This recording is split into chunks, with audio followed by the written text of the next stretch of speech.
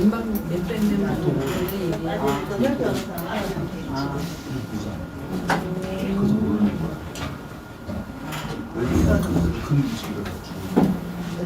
그런데 엄마가 막 남자가 먹었을 거 내가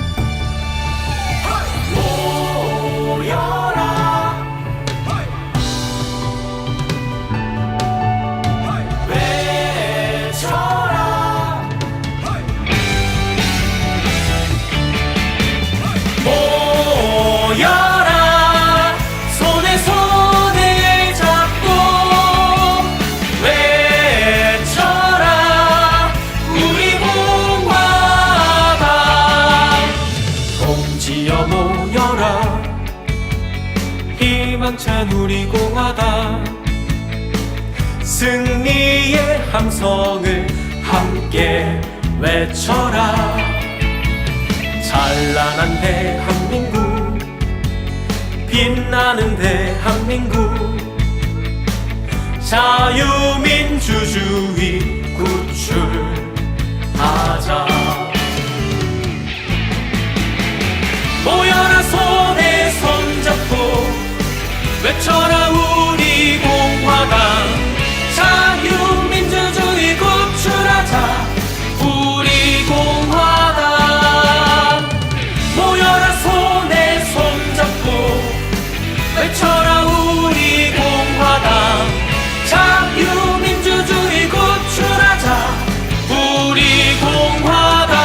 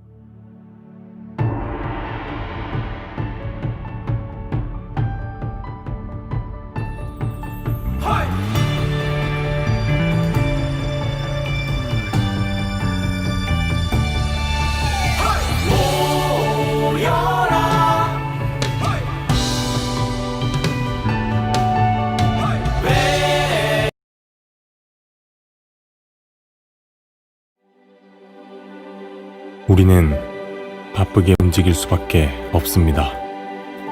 편히 쉴 수도, 잠을 잘 수도 없습니다. 그러나 내일을 함께 꿈꿀 수 있다는 사실 하나는 약속할 수 있습니다. 그래서 우리는 위로가 됩니다.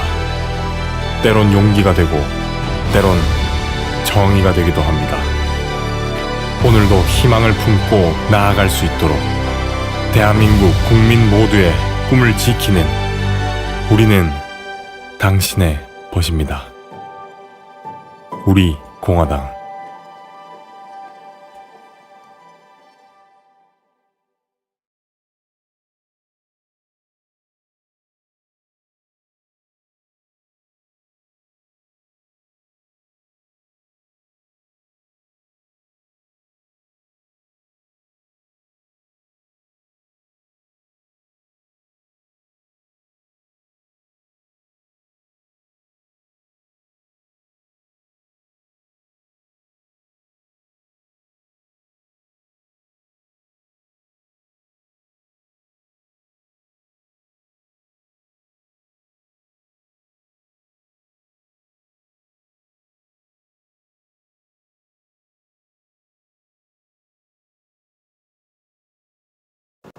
애국 선열에 대한 일동 묵념 바로 애국관을 생략하겠습니다. 일동 탁설해 주십시오. 오늘 제1기 정치 아카데미 4주째입니다. 지난주 추석이라서 하루쉬었고 오늘은 우리 당의 최고위원이시고 전 사무총장으로 현재 정책의장으로 계시는 박태우 최고위원, 박태우 박사님을 모시고 북한의 핵개발과 대남 정책에 대해서 8시 50분까지 강연이 예정 중입니다. 뭐 여러분 많이 들어보셨겠지만 오늘 좀 핵심적으로 북한 핵 문제, 한반도 정세에 대해서 최신 정보에 대해서 많은 자료를 참석을 하신 것 같습니다. 우리 박채호 의원 이력서는 여러분들 뭐 잘 아시겠습니다만은 핵심적인 것 좀 자세히 말씀드린다면 우리나라에서 인삼이 제일 많이 나는 곳이 어디입니까? 충남에 금산이라는 데가 있죠. 거기서 출생하셨고 지금은 일산 사시는데 대전 중학교, 고등학교하고 굉장히 중고등학교 때 영어를 잘하셨다고요. 영어를 잘하셨고 그다음에 이제 고등학교 2년 국문학 하시다가 한국 외대 정외과를 졸업하시고 제가 자료를 쭉 보니까 그 뒤에는 뭐 전부 장학금으로 공부를 했습니다. 특히 영국 헐대학교 정책 박사를 전액 3년 외국 외무성 장학생을 하셔가지고 그러니까 뭐 영어를 고등학교 때부터 영어를 잘하셔가지고 대전고 수재라고 소문이 났었어요. 지금 아마 외무 계속 계셨으면은 외무장관 차관 장관으로 가셨을 분인데 그러다가 이제 뭐 정계 입문을 하시고 그렇게 됐고 또 여기 저서하고 시집을 많이 이제 내셨어요.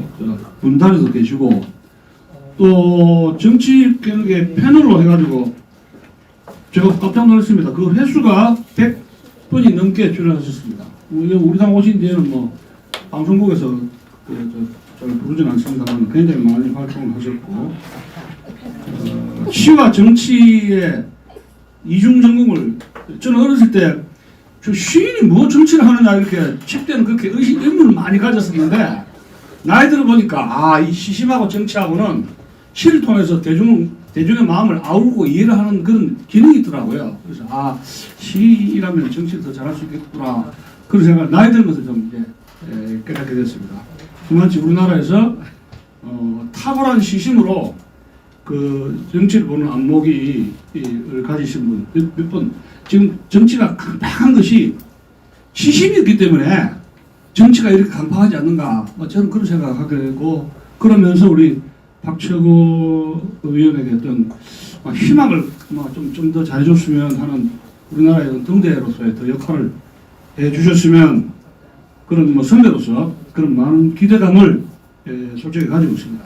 그리고 책도 뭐 저서도 많이 냈습니다만은 여기 뭐 현실 칼럼 국제 정치에 대해서 굉장히 많이 글 쓰시고 저서도 가장 최근에 져서 그건 뭐 여러분 우리 박재호 모셨을 때 그런 말씀을 들었으면 좋겠습니다. 이력서 하도 많은데 다 들으면 제 강의 들어야 되는데 그건 아니죠. 그래서 박재호 모시겠습니다. 뜨거운 박수 부탁드립니다.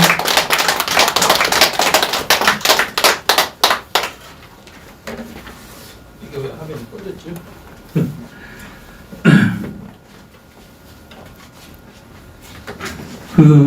제가 집회 현장에서 연설을 많이 하고 최고위원회 발언했습니다만 학문적인 이야기는 오늘 우리 당원님들하고 또 우리 방송을 듣는 분들한테 처음 하는 것 같습니다. 대학 강단에서 강의하듯이 하는 강의 처음인데 또 주제도 보니까 굉장히 무거운 주제예요. 북한 핵 문제. 그래서 우리 국민들께서 아마 이 문제에 대해서 언론에서 많이 이야기를 하니까 대충은 알고 있겠습니다만 그리고 또 전문가들이 보는 시각하고 일반 국민들께서 보는 시각이 조금 다를 수가 있어요. 좀 이따도 소개를 하겠습니다만 저는 3년 전에 그 한국 국방연구원 거기서 북한 핵 문제를 주제로 한 세미나에 초청돼서 이제 북한 핵 문제 가지고 패널로서 이렇게 토론할 때 그때도 분명히 이야기했어요. 거기 보면 뭐 홍현혁 씨라든지 사성 장군, 삼성 장군들 다 오셔가지고 열몇 명이 토론했는데 저도 그런 소리 하는 사람은 저밖에 없더라고요. 그 당시에 제가 뭐라고 그랬냐면 북한은 핵을 절대 포기하지 않을 것인데 여기서 자꾸 전문가분들이나 분들이 북한이 비핵화가 가능하다고 이런저런 이야기를 자꾸 하면은 이거는 조금 우리 국민들한테 잘못된 정보를 주니까 내가 생각하기에는 북한은 독재 정권이 멸망하지 않는 한은 절대로 핵을 포기 않는다는 그런 정치학자로서 확신을 가지고 북한 문제를 나름대로 연구하고 보고 오고 그렇게 왔는데 그래서 제가 그때 한 15분 그 토론을 하면서 강하게 얘기했어요.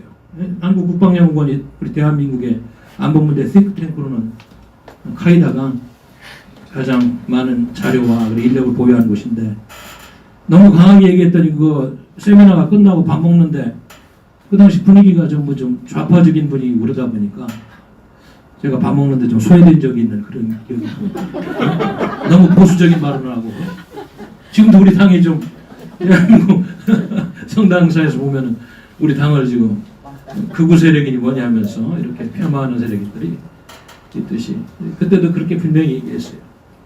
북한의 핵은 북한의 김일성 독재 그 체제가 종식되지 않는 한은 절대로 끝날 문제가 아니다. 겉으로는 뭐 비핵화를 통해서 이런저런 얘기하면서 북한의 비핵화가 될 것처럼 이야기하지만 지금까지 보아왔잖아요. 내가 지금 보세요. 오늘 미국의 육군성 보고서 얼마 전에 나왔잖아요. 보고서 330페이지 뭐라고 되어 있습니까? 북한이 지금 핵을 60개까지 갖고 있다. 그리고 1년 안에 100개까지 늘릴 수 있다. 그 뭐 1994년 제네바 합의 그 이후에 북한이 계속 뭐 핵 문제로 합의했다가 탈퇴했다 이런 과정이 있었는데 결론적으로 뭐예요? 결론적으로 핵을 60개까지 갖고 있다. 완전히 실패한 핵정책. 특히 여러분들 기억할 겁니다. 저도 기억나는데 제가 외교부에 있다가 2000년도 5월 달에 그때 16개국에 기원할 때인가 그때 이제 그 당시 유력 대통령 후보가 좀 저한테 요청해서 제가 평생에 보장된 외교관직을 버리고 국회 사급 보좌관으로 자리를 옮겼어요. 그때 내 기억이 납니다. 그 당시 2000년 6월 15일 날 그때 제가 상임위가 외교 통상위원회 외교 통일 통상위원회였기 때문에 너무 잘 알죠. 그 당시 6월 15일 날 김대중 씨가 평양을 다녀와서 6.15 정상회담을 하고 와서 뭐라고 그랬어요. 지금도 뭐 북한은 전쟁을 할 의지도 없고 그럴 생각도 핵 문제는 더군다나 그럴 전혀 뭐 그런 징후를 보지 못했다. 그 2000년대 대한민국 정상회가 노무현 대통령은 뭐라고 그랬어요? 이제 노무현 대통령 때는 조금 좀 북한 핵을 좀 인정을 하는 발언했어요. 북한이 핵을 개발해서 갖고 있는 건 일리가 있다고 전 세계에 떠들고 다녔어요. 그래서 3기 이제 문재인 주사파 정권에서 뭐라고 그럽니까? 며칠 전에 유엔 총회 연설에서 종전선언 이야기하면서 북한의 비핵화는 이야기도 하자. 선비핵화 얘기는 없어요. 이제 종전선언만 하자. 그러니까 북한의 핵은 이제 지정사실화되고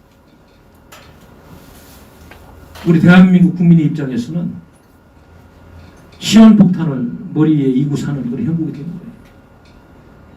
그래서 미국이 한미동맹을 통해서 우리한테 핵우선을 제공하지 않고 핵 억제력을 앞으로 제공해주지 않으면 우리는 그냥 북한의 그 독재 정권의 5200공군이 포로가 돼가지고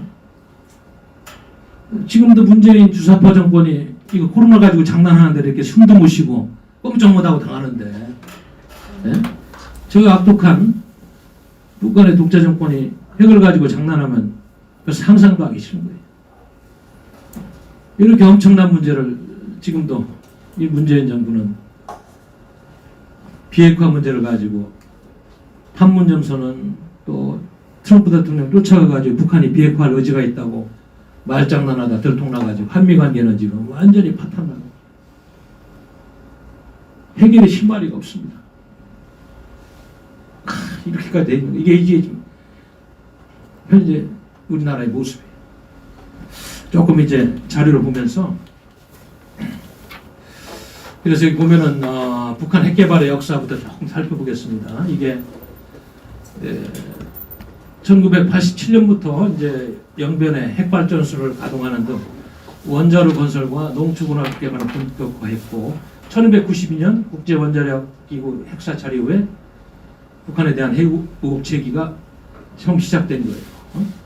이렇게 됐고 그래서 결국은 아까도 얘기했지만 1994년 NPT 탈퇴를 번복하면 다시 이제 제네바 협정에 북한 핵 개발을 포기했고 그러나 그 이후에 어떻게 됐어요? 2001년도 미국의 부시 행정부 등장한 이후에 북미 간 갈등이 다시 고조되자 미국이 협정 위반을 했다고 주장하면서 다시 핵시설 가동 재개를 다시 하고 다시 또 핵 문제가 제기되고 이런 반복의 역사가 지금까지 되는 거예요. 왔다 갔다 일관성이 없다. 그래서 북한의 핵 문제는 신빙성을 지금 상실한 그런 대표적인 국제 정치학자들 연구 대상이 되고 있다. 이렇게 보시면 됩니다. 여기 원자로 문제 이런 거는 생략하겠습니다. 그래서 1985년 북한이 핵확산 금지 조약에 가입했다가 다시 이제 아까도 얘기했습니다만 탈퇴하고 94년 제네바 하부에 서명하고 이렇게 하는 거 했다가 다시 2001년도에 다시 핵 문제를 북한이 약속을 지키지 않고도 탈퇴하고 이렇게 됐는데 아무튼 IAEA하고 북한은 연일 줄다리기를 하고 그 사이에 미국이 주도권을 가지고 이 문제를 풀어왔습니다만은 계속적으로 NPT 가입했다 탈퇴했다 또 약속했다 깨졌다 이렇게 된 거예요. 그래서 이제 94년도 10월 21일 날 제네바 기본하고서 채택될 때 당시 그 핵심 내용이 뭐냐? 북한 핵개발 사태로 조성된 긴장을 해결하기에 2003년까지 북한의 경우수를 2기를 지어주는 대신 북한 핵개발을 포기한다. 그래서 캐도라를 만들어 가지고 실질적으로 작업을 진행하다가 이게 좀 파탄이 나고 이렇게 됐습니다. 1998년도에 또 금창리 핵시설 문제가 또 제기됐었고 이 문제 가지고도 또 옥신각신하고 1999년 5월 18일부터 24일까지 금창리 지하시설 핵시설 여부를 이렇게 알기 위해서 실무대표단 파견한 조사했습니다만은 일단 금창리 시설에 대한 의혹은 해소되는 그런 단계가 있었어요. IAEA 특별사찰이 계속되고 이 핵 문제가 쟁점으로 북미 관계가 미국 관계가 계속 뭐 온탕 냉탕을 왔다 갔다 했습니다만은 결국은 이런 과정을 거치다 2002년도에 북한의 핵 개발 프로그램을 시인하고 이제는 본격적으로 해결로 봉인 제거를 하겠다는 그런 합의까지 들어갔습니다만은 이것도 결국은 파기가 되는 그런 나중에 그 협상의 역사가 있습니다. 우리가 기억납니다만 2002년도 10월 미국의 제임스 켈리 국무부 동아태 청와대비단 8명의 대표단이 방북한 후 그 핵개발 프로그램을 북한이 시인했습니다만은 그 협상 과정에서 여러 가지 문제점이 있어서 캐도를 통해서 경수를 건설하는 과정에서 또 협상 과정에서 이 문제가 나중에 지켜지지 않고 또 파국을 겪는 그런 일이 있습니다. 특히 2003년 북한의 NPT 탈퇴 이후 그 이후에 이제 북한의 핵 문제가 알다시피 2005년도 9월에 열린 제4차 육자회담에서 북한은 핵무기와 현존 핵계획 포기 등 6개 공동성명을 발표했으나 2006년 미사일 대포동 이후 시험 발사 및 핵실험을 실시한 또 유엔 안보리에서 헌장 7조에 의거해 대북 제재를 결의하고 이런 과정 계속 육자회담이 파행을 겪고 이런 과정 중국이 또 역할을 하고 이렇게 되는 과정이 있습니다. 2008년 6월 26일 북한은 이제 육자회담 그 당시 의장국인 중국의 핵심 구설을 이제 국제사회 압력에 의해서 제출하고 미국은 북한의 요청에 따라서 테러지원국 지정 해제를 착수를 했습니다.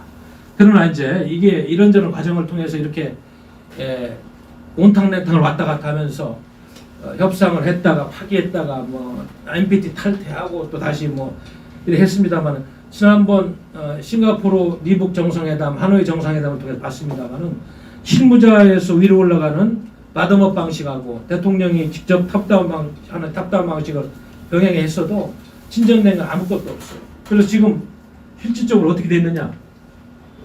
이게 이제 중요한 겁니다. 지금부터가. 육군부가 24일 날 지난달 8월 24일로 기억합니다. 약 332쪽 분량의 노스코리안 태틱스라는 북한 전술 보고서를 냈는데 이게 아주 우리 대한민국에는 굉장히 중요한 팩트예요. 전체 국외장과 국외 프로그램 보고서에서 북한에 대한 모든 정보가 이렇게 실려 있어요. 여기 어떻게 되어 있습니까? 북한이 사용하는 지역 방위 및 공격 전술 대량 살상 무기, 사이버전, 재래식 특수전 부대 역량, 한반도 김문재 장관의 북한 땅굴 정보까지 모든 것이 망라되어 있는데 아까도 얘기했습니다만 북한 핵무기는 현재 20개에서 60개의 핵폭탄을 보유하고 있다. 최대 60개까지 보고 있는데 언제든지 지금 100개까지 늘릴 수 있다는 그런 보고서가 나옵니다. 미국 정부는 정확합니다. 이건 뭐 한치 의심의 여지가 없어요. 그래서 또 지난 3일 날 또 한 가지 지금 북한 관련 정보가 나왔는데 유엔 안보리산하 대북제재위원회 전문가 패널 보고서에는 북한이 탄도미사일 탄두에 들어갈 수 있는 수용화된 핵무기를 개발했을 가능성이 있다. 개발했을 가능성이 있는 게 아니고 3일 전인가 제2차 유엔 안보리산하 그 대북제재위원회 전문가 패널 보고서에는 핵탄두 소형화에 성공했다고 나왔어요. 이거는 이제 한미동맹만 폐기되면은 대한민국은 꼼짝없이 북한 핵이 인질이 된다는 사실. 며칠 전에는 핵탄두 소형화에 거의 성공했다는 보고가 나온 거예요. 이제 미사일에 핵을 쏠 수 있다는 얘기. 그리고 여기 밑에 보세요. 더 중요한 것은 북한이 노동미사일이나 화성 14호, 화성 15호에 들어갈 수 있는 그게 작은 핵무기 탄두를 개발했다는 미국 평가에 몇몇 유엔 회원국들 동의했는데 며칠 전에 이것이 이제 동의한 수준이 아니고 이제 인정을 하는 수준으로 바뀌었다. 야, 그 핵탄두 소형화 성공했다는 겁니다. 그러니까 이 좌파 정부들이 얼마나 대한민국에 큰 죄를 진 거예요.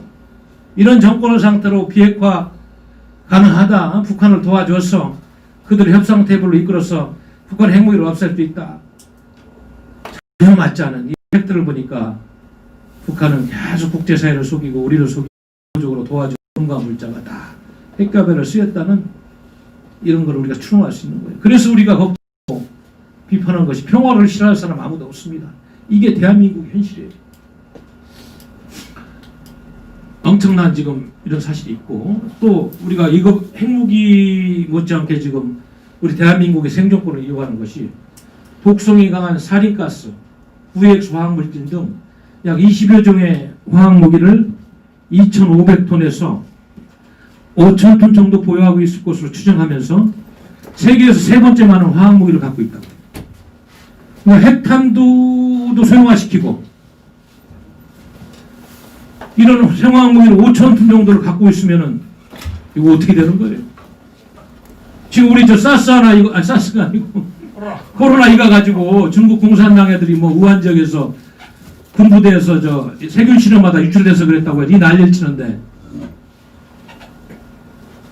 내가 듣기로는 뭐 1kg 그 무슨 가스라더라. 그 1kg만 서울 상공에 터뜨리면 5만 명이 즉사한다는 게 생화학무기인데 2,500톤에서 5,000톤 정도면 1톤이면 1,000kg이라면 산술적으로 얘기하면 5만 명에 1,000배면 5천만 명 죽는 물론 뭐 그렇게는 안 되겠습니다. 인구가 밀집되고 뭐 자연지형이 있습니다만 이렇게 엄청난 대량 살상 무기를 북한이 핵무기와 더불어 보유하고 있는 현실을 우리 국민들이 얼마나 알고 있는지 모르겠어요.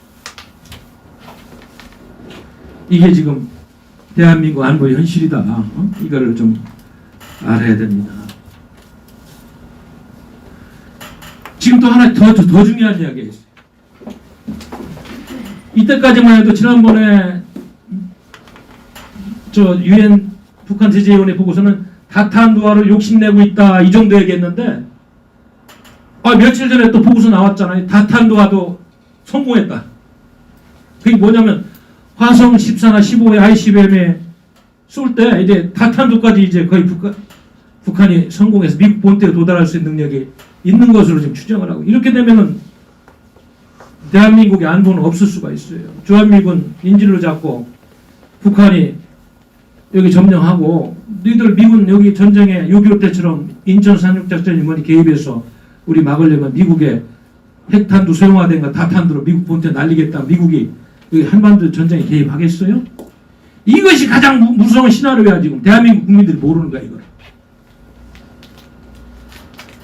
저는 요즘 이제 정책위의장으로 자리를 옮긴 다음에, 과거에는 바빠가지고 뭐 일이 너무 많아서 집회니 뭐니 해서 자리를 못 봤습니다. 요즘 제가 워낙 이런 중요한 자료들이 미국의 띵크탱크 한 15개에서 거의 한반도, 동북아시아, 중국 문제에 이제 자료들이 너무 많이 지금 나와요. 이걸 보니까 내가 바빠서 데모하고 한 2년 투쟁하는 동안에 못 본 자료를 보니까 이렇게 엄청난 지금 진전이 이루어져가지고 이제는 다탄두아까지도 북한이 가능하다. 좀 이따 얘기하겠습니다만은 옥토버 서프라이즈, 10월에 깜짝슈가 뭐냐 뭐 이런 이야기 했잖아. 이제는 다탄두아까지 북한이 가능하다는 이야기가 나오고, SLBM, Submarine Launched Ballistic Missile, 잠수함 발사 탄도미사일. 자, 이거는 요격하기도 쉽지가 않잖아요. 잠수함은 바닷속 어디로 가가지고 미국 본토를 때리면 요격하기가 쉽잖아요. 그거를 지금 북한이 거의 보유하고 있다고 하는 거고, 그거보다 또 더 무서운 게 미국이 지금 신경 쓰고 있는 게 뭐예요? 핵탄두 소형화, 핵개발 역사를 통해서 우리가 알 수 있듯이 육상의 이동식 발사대, 거기에서 ICBM 다탄두 미사일을 미국으로 쐈을 때, 과거에는 이제 육상의 이동식 발사대를 통해서 발사할 시간이 좀 걸렸어요. 왜냐하면 뭐 이동하고 액체 연료로 이렇게 주입하고 이러는데, 그러나 지금은 고체 연료를 주입하면 시간도 안 걸리고, 미국이 사전에 탐지를 못하면은 미국 본토를 향해서 다탄두 ICBM 쏠 수 있는 그런 기술이 북한이 확보했다는 거 아니에요? 누구 돈으로 그랬는지 모르겠어요. 내가 보기에는 이게 뭐 북한 인민들 90년대 300만 명 굶어 죽이면서 거지 새끼 만들고 여기 개발해, 우리 남한 좌파 정부들이 햇볕 정책이니 뭐니 하면서 돈 준 거 가지고 개발했을 거고, 밀무역, 이주 집회, 무슨 마약 밀수 이런 거 국제사회에서 노동자들 외화벌을 들인 거 이 돈 가지고 했다는 거 아니겠어요? 미국이 보기에는. 근데 우리만 천하태평이다. 대한민국은. 자, 그래서 여기서 이제 아까도 얘기했습니다. 북한이 미국 본토에 도달을 가능한 화성 14형, 화성 15형을 이미 개발한 상태에서 소형 핵탄두를 타치하는 기술과 재진입 기술, 그리고 미술 디펜스, 미사일 방어 해피 능력을 갖추게 됐다는 의미다. 이것이 이제 며칠 전에 나온 보고서는 해석된 데가 아니고 현실화됐다. 이렇게 지금. 그래서 지금 우리가 굉장히 우려하면서 지금 며칠 뒤에 미국이나 대한민국 안보 전문가들이 지금 기다리는 게 10월 10일 날 북한의 노동당 창건 75주년 때 애들이 열병식을 하는데, 과연 미국 대선 전에 북한이 옥토버 서프라이즈 10월에 깜짝 쇼를 뭘로 할 것이냐, 이거를 지금 우리가 지금 보고 있는 것이. 뭐 아까도 얘기했습니다만은 이런 화성 14형, 15형보다 진전된 다탄두 미사일 ICBM 딱 가지고 가면서 이동 발사대까지 확실하게 가지고 가면서 미국에 대한 협상의 지렛대로 트럼프 너는 우리하고 대화해야 돼. 앞으로 우리는 언제든지 미국으로 날릴 수 있어. 이런 메시지를 주지 않을까. 우리는 주시하고 있다. 이걸 알아야 됩니다. 저는 국제정치를 공부했습니다만 안보 분야도 관심을 가지고 이렇게 오다 보니까 이거는 대한민국 5,200만의 생존권이 부장된 문제인데, 이 좌파 정부는 그런 이야기를 하지 않습니다. 이런 엄청난 보고들이 나와도 언론에서 한쪽에서 조각 기사로 나오고 더 이상 다루질 않아요. 이것이 대한민국이 지금 정신이 부패하고 우리 국민들을 알아야 될 알 권리가 충족되지 않고 있다는 현실이다. 네? 이런 말씀입니다. 뭐 전쟁 양상 이런 것도 좀 이야기하고 있고 이제는 앞으로는 전쟁을 하더라도 이렇게 비대칭 전략, 전술무기 이런 걸 가지고 과거처럼 재래식 전쟁이 아니고 뭐 1차적으로는 뭐 과거처럼 전면전을 하겠습니다만 2차전에서는 이미 20만 정도의 북한 특수군 부대가 한국 후방 지역에 투입돼 가지고 이렇게 하는 다면전 성격의 전쟁, 약 20만 명에 달하는 육군 해군 공군에 걸친 북한의 특수군, 이거는 뭐 지금 대한민국 우리 국군들 해이해진 정신 상태 보면은 여러분도 어떻게 보셨는지 모르겠습니다만은 2017년 봄 그리고 2016년 겨울에 이렇게 광화문에서 촛불 들고 박근혜 대통령 탄핵을 외칠 때 한 5만 명만 모이면 100만 명 모였다고 하셨으니까 과연 이 사람들이 왔을까 안 왔을까? 뭐 대한민국에 고정관점이 많다고 그러는데 얼마나 왔을까? 저는 그런 생각도 했었어요. 모르겠어요. 그거 우리가 증명된 건 아닙니다만. 네? 이렇게 안보 문제는 한치도 이렇게 보수적으로 해석을 해야지 그렇지 않으면 어렵다는 것이죠. 보세요. 사이버 전쟁이요. 북한이 우리가 저 평양 과기대 지어준 돈 이런 걸로 해가지고 북한의 그 지도부에는 121국 산하에 4개의 해킹 조직이 있으며 해커가 6,000명 이상 되는 거로 지금 분석되고. 그러니까 대한민국 전자망 이런 걸 언제든지 해킹을 통해서 교란시킬 수 있고 또 전자정보전에서 우리 군이 사용하는 모든 장비를 교란시킬 수 있는 능력을 갖고 있다. 이게 지금 보통 문제가 아니다. 그래서 이런 좀 자료를 갖고 있는데 자세한 거는 또 다음에 하기로 하고 아무튼 지금 현재 북한의 핵이 단순히 핵 하나만으로서의 문제만 갖는 게 아니고 이렇게 여러 가지가 종합 선물 세트로 준비돼 가지고 엄청난 좀 위협이 되고 있다는 말씀을 드리고 있습니다. 그래서 계속되는 지금 북한의 위협을 지적하고 있는데 좌파 정부는 이러한 것을 이야기하고 준비해야 되는데 뭐 대한민국은 민방위 훈련 하나 안 하는 나라가 됐잖아요. 유럽에 제가 가보니까 그 중립국의 스위스 이런 나라들 민방위 훈련합니다.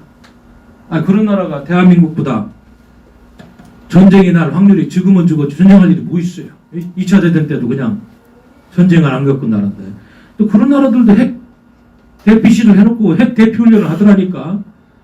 대한민국은 분단 국가에 적하겠다고 지금 휴전 상태에 있는 나라 전쟁. 도대체 나는 이해를 못 하겠어요. 조금 불편하더라도 핵 대피 훈련을 해야 되는 거 아니야? 이 정도면? 이 정부가 도대체 국민을 위해서 있는 정부인지 국가가 왜 필요한지를 의심해야 돼? 이 정도면. 예? 정치적인 것도 한도가 있는 거지. 기본은 해야 될 거 아니에요. 이 정도면 과연 국가가 왜 존재하는데 의심을 해야 돼요. 국민을 위해서 존재하는데 의심해야 된다니까. 예? 유럽의 그런 나라들이 뭐가 아쉬워가지고 핵대피 훈련을 하고 말이야. 혹시나 전쟁은 0.0001%의 핵전쟁에 대비해서 한 사람이라도 생명이라도 구해야겠다고 좀 불편하지만 핵대피 훈련을 하는데 유럽의 나라들이 대한민국은 바로 지적에서 휴전 상태인 상황에서 말이죠. 좀 전에 설명을 해드렸잖아. 이런 전력을 갖고 있는 북한 대남 적화 전력을 포기하지도 않고 포기할 수도 없는 끝날 때까지는 그냥 가야 되는 나라에 거기서 망하든지 죽든지 핵을 60개까지 갖고 있다고 그러고 한미동맹 파탄나고 있는 지점에서 우리 국민들이 뭘 믿고 앞으로 우리 생명권을 지킨다는 건지 심각하게 고민해 봐야 됩니다. 여러분. 네? 자, 이게 뭐 아무리 우리가 평화를 이야기하고 평화가 좋다고 이야기하지만 이런 냉정한 현실에 대해서 준비되지 않으면은 제2의 6.25 같은 참사를 언제든지 맞을 수 있어요. 안보는 우리 국민이 책임지는 거지 외국이 책임져 주는 거 아니에요. 외국은 조언자입니다. 또 한미동맹이 있습니다만 결국은 우리 국민들이 책임져야 된다. 자, 그러면은 아무튼 그 북한의 왜 그런 북한이 어떤 과정을 통해서 지금 이 핵 전력을 강화하면서 마지막까지 혁명 전력을 포기하지 않고 있는가 이런 북한의 전략 부분을 조금만 살펴보겠습니다. 그래서 일단은 대남 정책을 1단계는 45년 8월부터 50년 5월까지 남침 중지기로 보고 있어요. 그래서 해방 정국의 정치적 공백 상태를 이용해서 전쟁을 통한 적과 통일 준비하는 그 기간이었어요. 그 당시도 위장평화 공세 많이 했잖아요. 예? 여러분들 뭐 역사물도 보고 그러면 그 당시는 내가 알기로는 이 당시는 사회주의에 대해서 동경을 안 가진 지식인이 거의 없다고 그래요. 예? 좀 뭐 그래서 이제 공산당이 무서운 거를 6.25를 겪고 아는 거 아니에요? 그전에는 뭐 그냥 막연하게. 지금도 마찬가지예요. 지금도 왜 우리가 안보를 소중히 여겨야 되는지 못 느끼고 있어. 잊어먹었어. 70년 전 6.25. 똑같은 이야기. 이게 6.25 겪고 나서 야 이거 공산당 무섭구나 그래가지고 반공정책 피고 이렇게 된 거. 이게 북한의 1단계. 2단계는 1950년 6월부터 53년 7월까지인데 이게 이제 6.25 무력적과 통일 전략을 실제적으로 구사한 그런 동족 상전에 참하다. 그러나 실패를 했죠. 근데 여러분들 알다시피 김일성이가 그 젊은 나이에 스탈린의 사주를 받고 목택동에 그런 지원을 얻어서 전쟁을 일으켰는데 얼마나 많은 목숨이 죽었어요. 그 뭐 전사자는 뭐 국군이 한 20만 명 봅니다만 사상자, 부상자, 뭐 행방불명 그런 전부 합해서 500만 명까지 보고 중한미군도 여기 와가지고 뭐 외국군대 부상자까지 합하면 뭐 10여 명만 되고 사망자는 3만 5천 명인가요? 그 국민과 재산상의 손실, 전국이 초토화되고 그래서 메가더 장군의 인천 상륙작전이 없었으면 적화됐죠. 그 뭐 부산까지 밀려가지고 미국의 도움이 없어서 완전히 뭐 빨갱이 나라 돼가지고 지금 우리가 이렇게 좁은 옷 입고 여기 있을지 모르겠어요. 배도 나오고 그랬는데 뭐 놓을 것만 입고.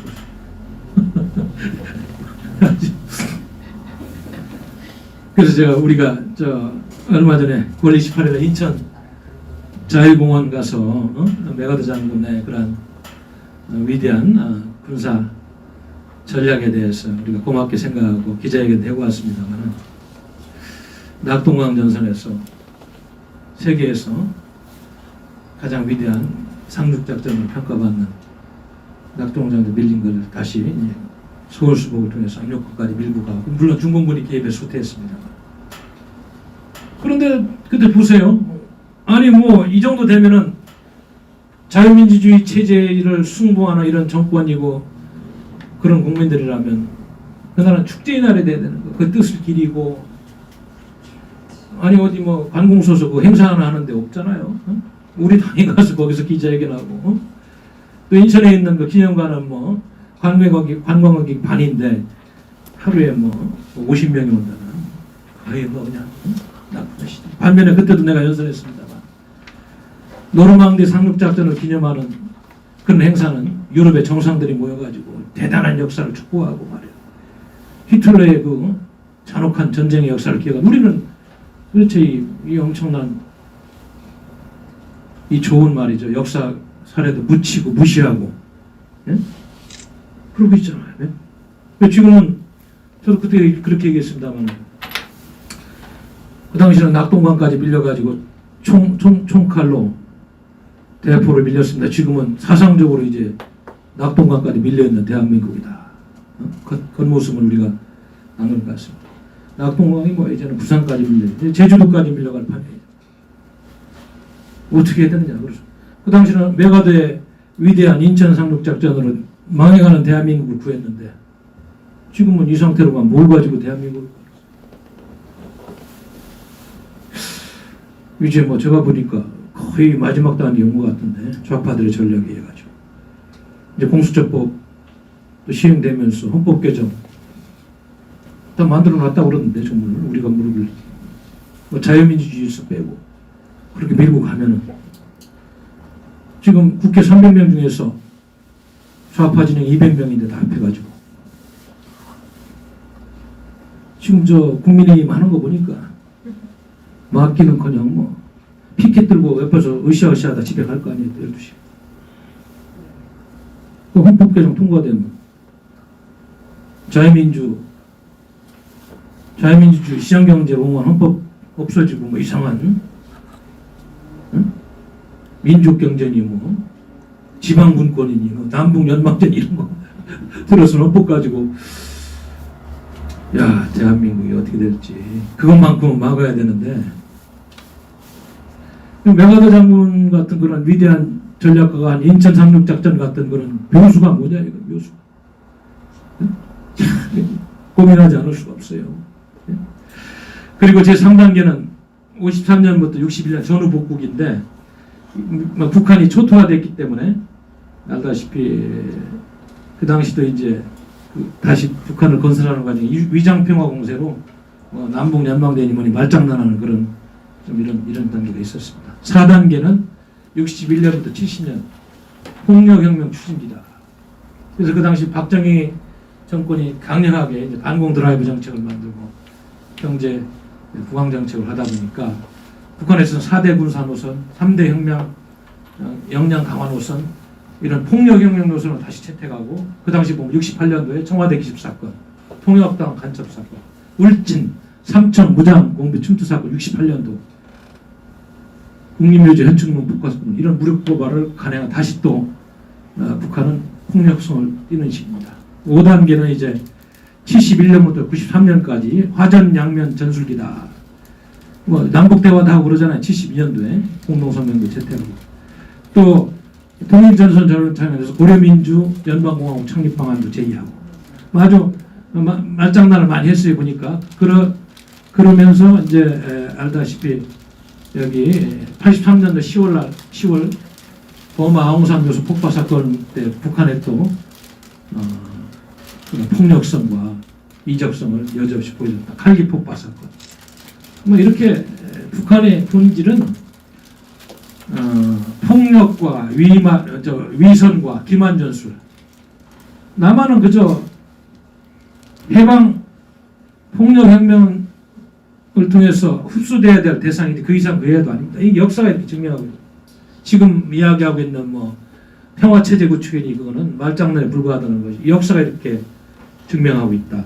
93년부터 98년까지는 통미봉남 그러니까 미국과의 대화를 중시하는 시기. 그래서 아까도 얘기했습니다만 북미 기본하고서 채택하고 평화협정 체계를 또 미국하고 해야 된다고 주장하고 DMZ 불인정 선언도 하고 또 김일성이 사망하고 우리 정부가 이제 조문부를 하니까 남북 대화를 잔전하는 중 이건 계속적으로 뭐 통미봉 종남의 남한 정부를 무시하는 대표적인 시기가 93년부터 98년 시기다.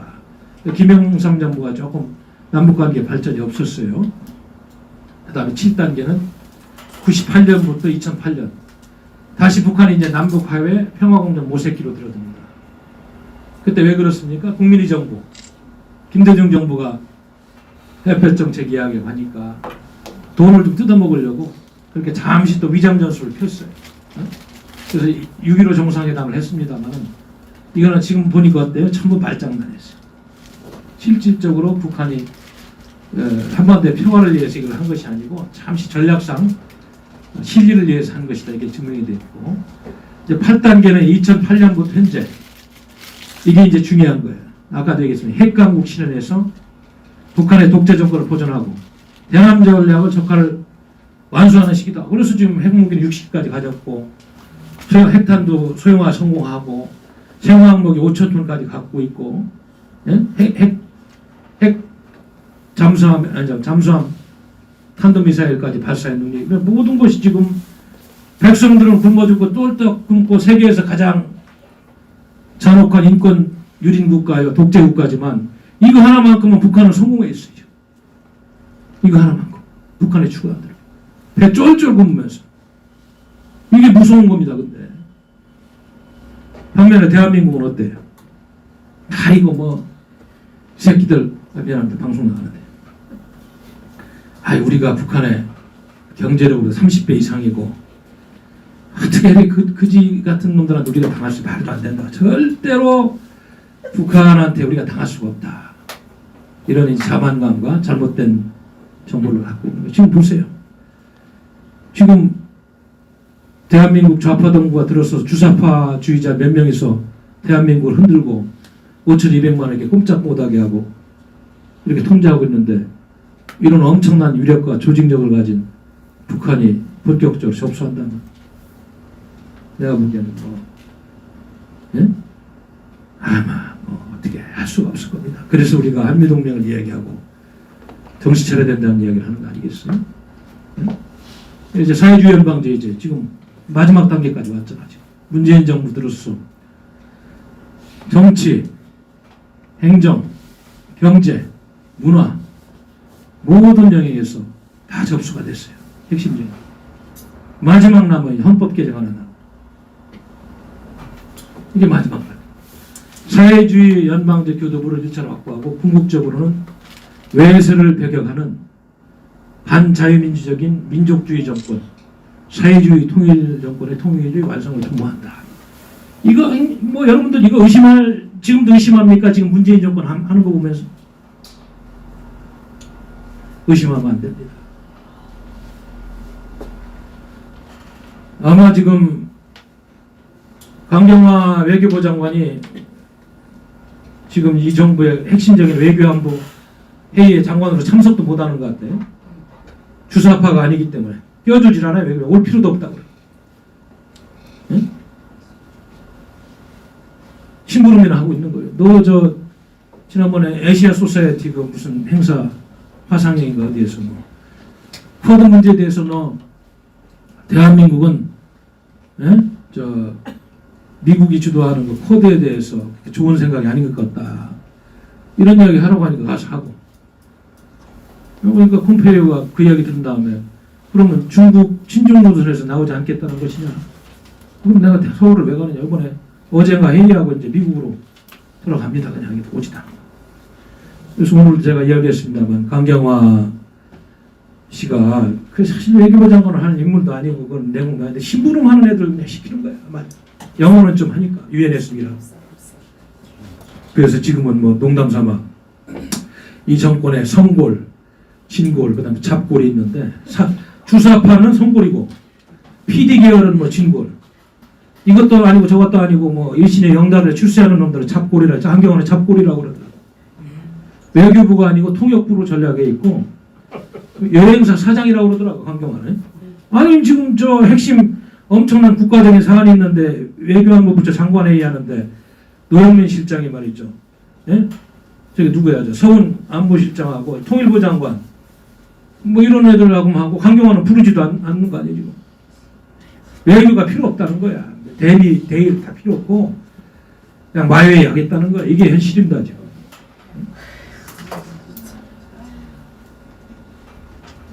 그래서 미국에서 이제 이런 한반도의 엄청난 현실에 대해서 누구보다도 잘 알고 있고 정보력이 있다 보니까 만에 하나 한반도에 전쟁이 나면 어떻게 되느냐. 나름대로 한미동맹이 아직은 유지가 되고 평택에 주한미군이 있으니까 계획을 세우다 보니까 이제 작전 계획을 5027을 하고 이제 핵무기 80개를 써서라도 북한을 초토화시켜서 한반도의 공산화를 막아야 되는 거 아닌가 이런 분석하는 페이퍼도 있습니다만은 참 아쉬운 거예요.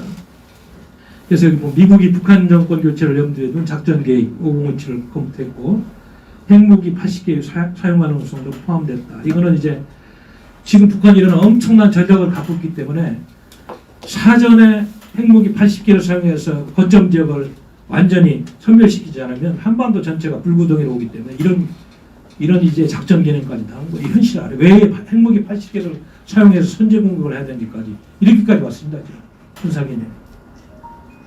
과거에는 이런 얘기를 하지 않았어요. 이 한반도가 언제든지 불구덩이로 갈 수 있다는 얘기예요. 네? 그 보면 작전 계획 5027은 남북 간의 전면전 발발 시에 병력 69만 명, 항공모함 5척, 함정 160여 척, 항공기 2,500여 대 파견의 주골자로 되어 있는데 이러한 대규모 병력이 한국에 도착하기 전에는 국군과 주한미군만으로 북에 맞서야 되는데 한마디로 북한이 쳐들어오는데 방어하는 그런 개념인데 이거는 90일 이내에 미 본토 병력이 한반도에 배치돼야 된다. 그 전에 이제 북한의 지금 최근의 전략을 보면 90일 이전에 끝날 수가 있다는 겁니다. 그래서 그 개념은 사실은 이제 어렵지 않느냐. 뭐 이런 걸 보완하는 차원에서 아까도 얘기했습니다만 비대칭 전략을 북한이 지금 사용하고 있잖아요. 재래식 군비 경쟁에서는 지금 열셀 수밖에 없어요. 그러나 핵과 미사일 및 생화학 무기죠. 대량 살상 무기를 지금 개발하고 비대칭 전략으로 대남 적화 목표를 달성하려고 하고 있는 이 현실에 대해서 미국도 이제 과거 개념 가지고는 안 되겠다. 응? 그래서 한반도에서 다시 전쟁이라는 외부 지원 세력이 한반도에 도착하기 전에 전쟁을 종결시킨다는 북한의 전략을 우리가 봉쇄해야 되기 때문에 북한이 지금 추구하고 있는 선제기습, 테러, 대량 파괴, 속도전, 사이버전 이런 거를 북한이 지금 갖고 있는 모든 역량을 동원해서 충분히 감행할 수 있기 때문에 미국은 이제는 핵무기 80개를 써서 사전에 제압하지 않으면 그 전쟁에 승리할 수 있다는 자신감이 없는 것이 아닌가. 그렇기 때문에 이런 개념이 나왔고, 그 북한이 이렇게 이제 사전에 남한을 점령하는 과정에서 대량 파괴 전략으로 남한 내에서 전쟁 회피 여론을 형성해서 아까도 얘기한 그런 ICBM 핵탄두 소형화, 다탄두탄 이런 것들을 미국으로 쏜다고 할 때 국제사회의 개입을 위축시키고 전쟁 개입 명분을 사전에 차단해서 남한 적화를 완성하려는 북한의 전술 전략이 살아있는 현실에 대해서 우리 국민들은 지금 전혀 알지 못하고 알려고 하지도 않고 이 정부는 이런 얘기는 하지 않습니다. 위장평화공세 우리 민족끼리 개뿔따기 같은 소리를 하고 있는 거예요. 이게 얼마나 무서운 얘기인지를 알죠. 자, 여기도 봅시다. 한미연합사가 유사시 미군 증원 병력을 69만 명에서 지금 이래서 10만 명에서 12만 명 수준으로 조정한 이유는 지금은 재래식 전쟁 가지면 안 된다는 얘기야.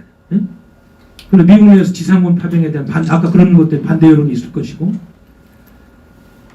미국 역시 한반도에서 전쟁이 일어나는 것을 지금 굉장히 두려워하고 있는 이런 상황인데 90일 동안 미군이 오길 기다리라는 것도 시대착오적인 상황이고 그래서 아까도 얘기했습니다만 2017년 한반도 위기 상황에서 작전계획 502총 사용을 검토하면서 핵무기 80개도 투하하겠다는 구체적인 검토를 할 수밖에 없는 정도로 북한의 위협은 현실적이고 대단히 무섭다는 겁니다. 지금.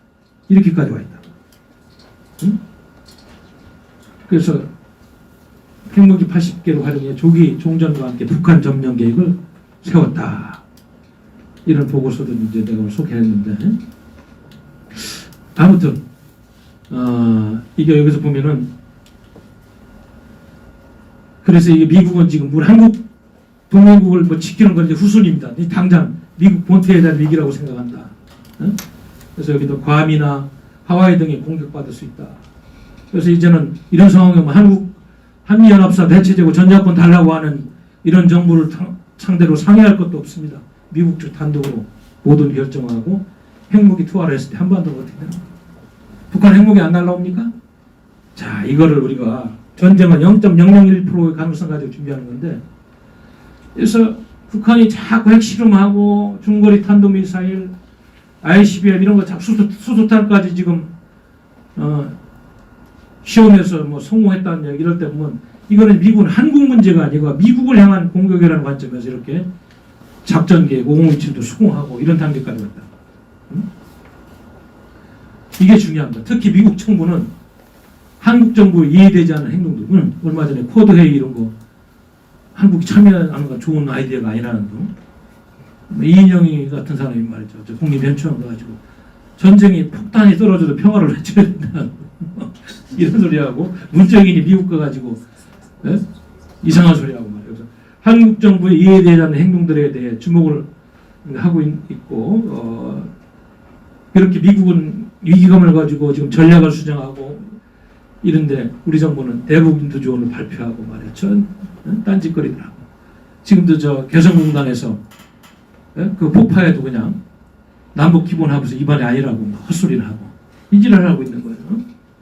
야, 이게 좀 이런 식으로 북한의 공동의적인 우리의 공동의적인 북한에 대해 이협을 하고 경고성 작전을 했음에도 한국 정부는 미국이 이제 그렇게 정찰도 하고 여러 가지 좋은 정보, 정확한 정보를 통해서 뒤로 환기시켜도 우리 정부는 좌파 정부는 오히려 한반도 평화에 방해가 되느니 뭐니 외세냐고 이런 좌파 언론도 동원해가지고 불편하게 만듭니다.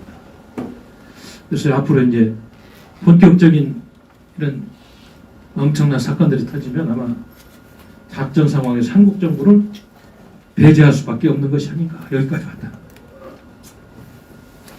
북한 핵이 단순 핵이 아닙니다.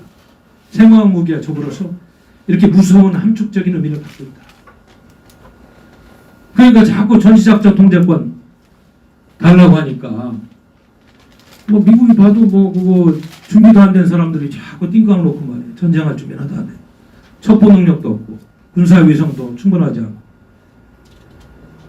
그냥 이 띵깡을 놓는 정도가 아니에요. 그러니까 유엔사 강화해가지고 그걸 보완하려고 하니까 인도태평양 전략 또 그것도 뭐 송영모 장관이 그래 정경두가 편지 보내가지고 유엔사 대사들한테 대한민국하고 협의하지 않고 거기 이렇게 협조하면 안 된다. 이런 장난들이나 하고 있는 거죠.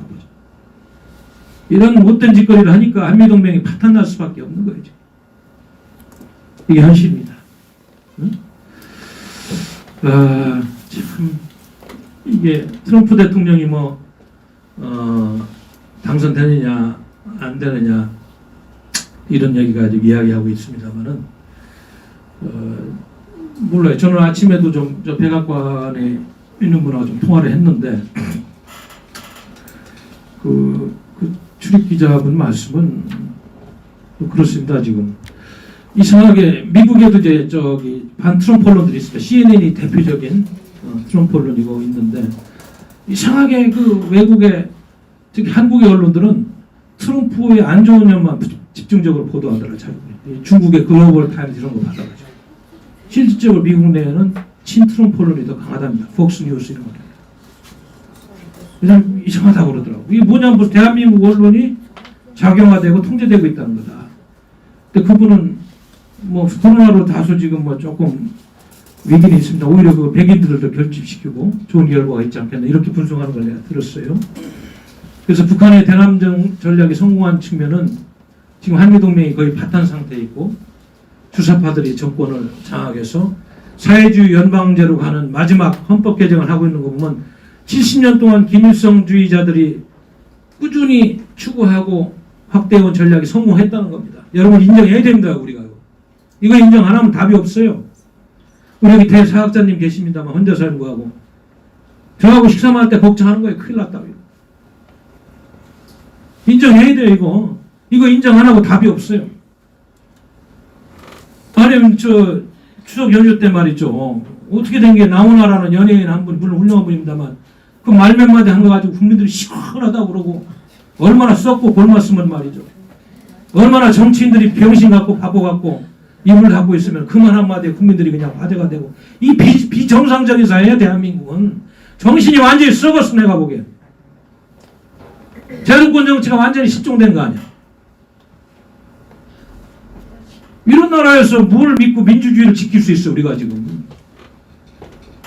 나훈아 씨가 무슨 역사학자도 아니고 책을 얼마나 많이 봤는지 모르겠습니다. 대중예술가야. 얼마나 답답하면 그렇게 몇 마디 했겠어.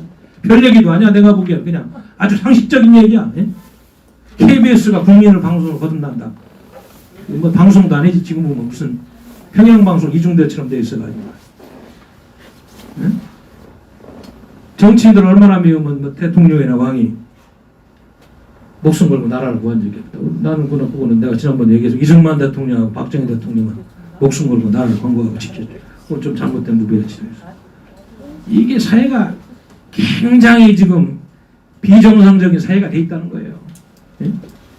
그래서 중국과 삼불정책 체결할 때도 세상에 미국하고 상의도 없이 그냥 해버린 주사파 정권이니까 예? 얘기하면 뭐 하겠어요.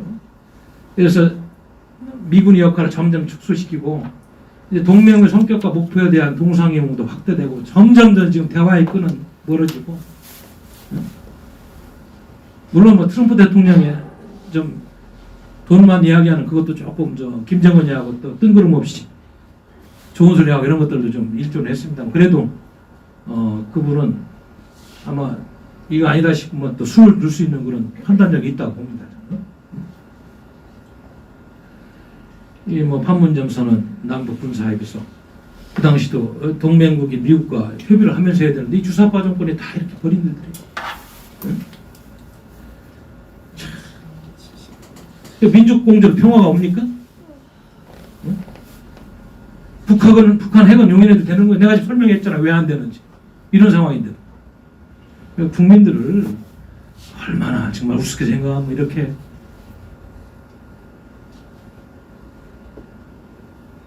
그래서 한미동맹에 기대하는 미국이 전략적인 이익에 감사하고 있다.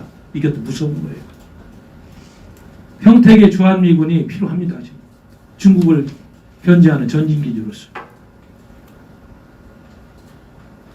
그러나 이 상태로 계속 가고 헌법 개정돼서 좌파 정권 연장되고 그러면 아마 박근혜 대통령님 탄핵할 자들은 광화문에서 주한미군 철수하라고 데모 시작할 거예요. 미군이 있겠어요? 그렇게 되면? 우리가 이거 심각하게 봐야 됩니다.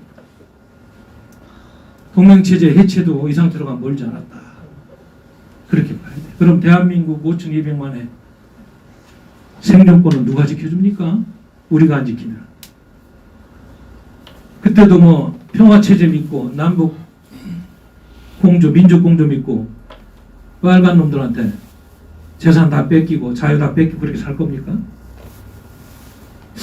김정은이가 집권하게 된 김정일이가 이대왕 김정일이가 그런 이야기를 했다고 그래요. 사석에서. 우리가 경제적으로는 남한보다 못 살고 어렵지만 정신적인 면이나 군사 전략적인 점 미군만 간섭하지 않는다면 얼마든지 저거 우리가 먹을 수 있고 접수할 수 있다. 그리고 한 2,500만 죽이고 사상계주에서 외세 배격하고 우리끼리 잘 살 수 있다. 이런 이야기 했다고 합니다. 그것이 현실로 가지 않기를 바라는 겁니다. 2,500만 죽이면 여기 있는 사람들 뭐 살 사람 한 사람도 없을 것 같은데 내일부터 나 시골가 농사 지어야 되겠어. 그냥 무식한 척하고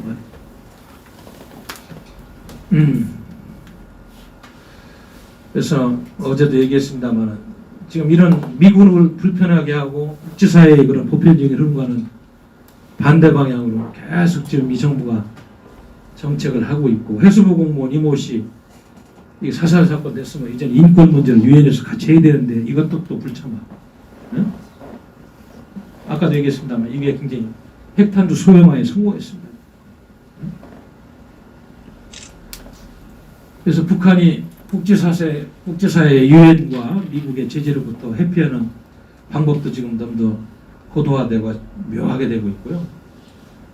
지금 2017년 이후 추가 핵실험을 선언은 안 했지만은 핵시설을 유지하고 핵물질 생산을 지속적으로 수행했기 때문에 핵탄두가 60기까지 왔다는 거고 지금 주사파 정권도 아마 관여가 됐는지 안 됐는지 모르겠습니다만 석탄 수출, 석유 수입부터 사치품 수입, 불법 외화거래 활동을 활발히 지속적으로 하면서 북한의 무기 개발을 핵무기 개발을 지속적으로 하고 대량殺傷 무기를 확충하는 그런 자금원으로 삼았다.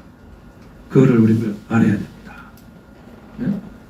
폼페이오 장관이 여기 서울 안 들르고 오늘 안 들르고 그냥 한 거는 이거는 저는 엄청난 의미가 있다고. 여러분들 어떻게 보는지 모르겠어요. 외교적으로 제가 볼 때 엄청난 의미가 있다. 이제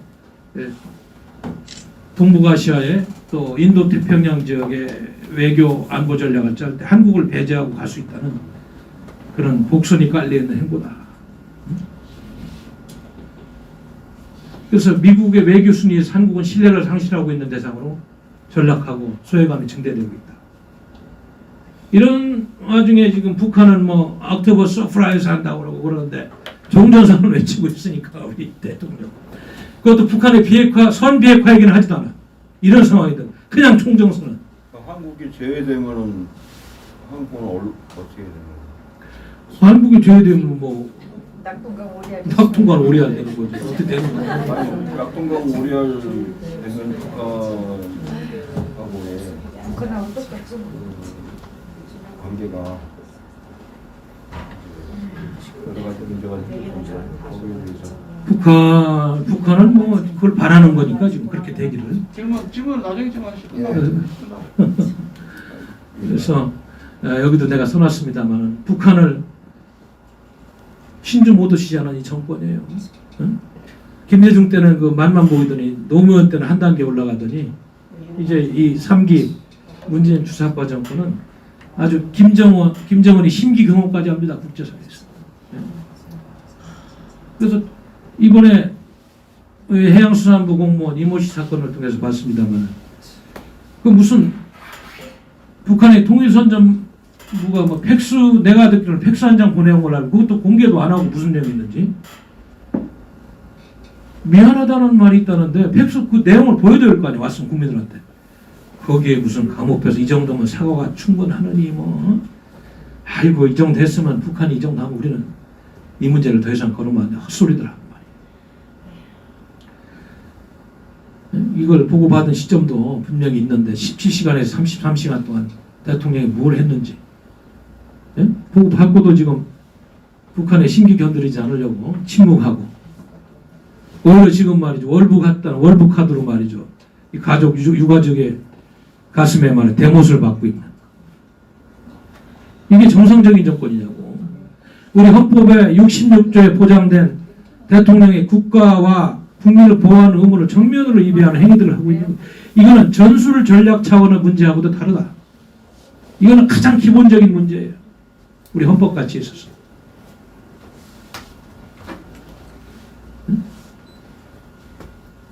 뭐 여기 들어가서 남북 대화를 한다고 봤잖아요 그동안에 우리가. 그런 대화해서 뭐예요? 그 말장난하고 또 아쉽다가 힘 있으면 또 뭉개버리고. 응? 외교안보 부처들은 말이야 잘못된 권력 아첨 경쟁이 나오고 헛소리를 하고 응? 그래서 지금 다 미국에서도 정보를 주고 국방부에서도 감청한 기록들이 있다는 거 아니에요? 뭐 그저 무슨 기름 발라서 태우라고 하고 그런 거 다 나와 있는데 무슨 시신 찾는다고 쇼를 하고 말이야. 함정을 30초 동안 하고. 예? 북한의 지역은 가지도 못하고 밤에는 조명탕도 못 쓰고 눈치 보더라고. 뭘 찾는다는 거야? 아니 감청 내가 듣기로는 국방부 감청 기록에 북한에서 야 그거 진짜 뭐 기름 발라서 태우라는 얘기까지 들렸다는데 뭘 찾는다는 거야? 뭐 쇼를 해도 무슨 이게 말이야 이게 미군에서 또 정보를 줬다는 거 아니에요 다? 혹시 한국에서 모르는 줄 알아? 미국에서 정부 주고 할 때 그때 대통령이 나서서 엄중 경고하고 했으면 그렇게는 안 했을 거예요. 시신에서 찾아왔을 때는 이런 짓거리들 하고 있다. 응? 북한이 뭘 믿고 그러는 거예요? 남한에 있는 이적 세력들, 고정간첩들, 북한의 동조 세력들 그리고 더 크게는 아까 얘기했던 북한이 이제 핵을 30여 개, 60개 갖고 있는 비대칭 무사 전력을 남한보다 우위에 있다는 우리가 똘 좀 굳고 그지 새끼처럼 살아도 너희들 한 방 붙으면 미군만 없으면 우리가 너희들 이긴다. 이제 자신감이 있는 거야, 자신감이. 그걸 알아야 돼, 우리 정부는. 네?